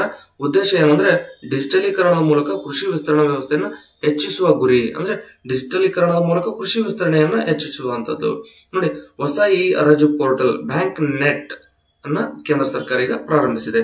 ನೋಡಿ, ಭಾರತ ಸರ್ಕಾರವು ಇತ್ತೀಚೆಗೆ ಬ್ಯಾಂಕ್ ನೆಟ್ ಹೆಸರಿನ ಪರಿಷ್ಕೃತ ಇ ಹರಾಜು ಪೋರ್ಟಲ್ ಅನ್ನ ಪ್ರಾರಂಭಿಸಿದೆ. ಈ ಪೋರ್ಟಲ್ ಏನ್ ಮಾಡುತ್ತೆ ಅಂದ್ರೆ, ಸಾರ್ವಜನಿಕ ವಲಯದ ಬ್ಯಾಂಕ್ಗಳು ಅಂದ್ರೆ ಪಬ್ಲಿಕ್ ಸೆಕ್ಟರ್ ಬ್ಯಾಂಕ್ಗಳು ಏನಿದೆ ಅವುಗಳು ಹರಾಜು ಮಾಡಿದಂತ ಆಸ್ತಿಗಳಲ್ಲಿ ಆಸಕ್ತಿ ಹೊಂದಿರುವ ಖರೀದಿದಾರರು ಮತ್ತು ಹೂಡಿಕೆದಾರರಿಗೆ ಸಮಗ್ರ ವೇದಿಕೆಯಾಗಿ ಕಾರ್ಯನಿರ್ವಹಿಸುತ್ತದೆ. ಅಂದ್ರೆ ಈ ಒಂದು ಪಬ್ಲಿಕ್ ಸೆಕ್ಟರ್ ಬ್ಯಾಂಕ್ಗಳು ಹರಾಜು ಮಾಡಿರ್ತಕ್ಕಂಥ ಆಸ್ತಿಗಳನ್ನ ಖರೀದಿಸಲು ಆಸಕ್ತಿ ಹೊಂದಿರುವಂತ ಖರೀದಿದಾರರಿಗೆ ಹೂಡಿಕೆದಾರರಿಗೆ ಸಮಗ್ರ ವೇದಿಕೆಯಾಗಿ ಇದು ಒಂದು ಕಾರ್ಯನಿರ್ವಹಿಸುತ್ತೆ. ಈ ಉಪಕ್ರಮವು ಹರಾಜು ಪ್ರಕ್ರಿಯೆಯನ್ನು ಸುಗಮಗೊಳಿಸುವ ಗುರಿಯನ್ನ ಹೊಂದಿದೆ. ಸೊ ಇದಿಷ್ಟು ಈ ವಾರದ ಒಂದು ಪ್ರಚಲಿತ ಘಟನೆಗಳು. ಸ್ನೇಹಿತರೆ, ಜನವರಿ 1 ಮತ್ತು ಜನವರಿ 2 ಒಂದು ಪ್ರಚಲಿತ ಘಟನೆಗಳನ್ನ ನಾನು ಕೈ ಬರಹದ ಮೂಲಕ ನೀಡಿದ್ದೆ. ಜನವರಿ 3, 4 ಮತ್ತು 5ನೇ ತಾರೀಕಿನ ಒಂದು ಪ್ರಚಲಿತ ಘಟನೆಗಳನ್ನ ಈ ರೀತಿ ಟೈಪ್ ಮಾಡಿ PDF ಮಾಡೋದ್ರ ಮೂಲಕ ಕೊಟ್ಟಿದ್ದೀನಿ. ಮತ್ತೆ ಹೆಡ್ಡಿಂಗ್ ಮತ್ತು ಸಬ್ ಹೆಡ್ಡಿಂಗ್ ಗಳೆಲ್ಲವೂ ಈ ರೀತಿ ಕಲರ್ ಅನ್ನು ಮಾಡಿದ್ದೀನಿ. ಜೊತೆಗೆ ಚೆನ್ನಾಗಿ ಒಂದು PDF ಅನ್ನು ಮಾಡಿದ್ದೀನಿ. ಇವುಗಳನ್ನ ಪ್ರತಿದಿನ ನನ್ನ ಟೆಲಿಗ್ರಾಮ್ ಗ್ರೂಪ್ಗೆ ಹಾಕ್ತಾ ಇದ್ದೀನಿ.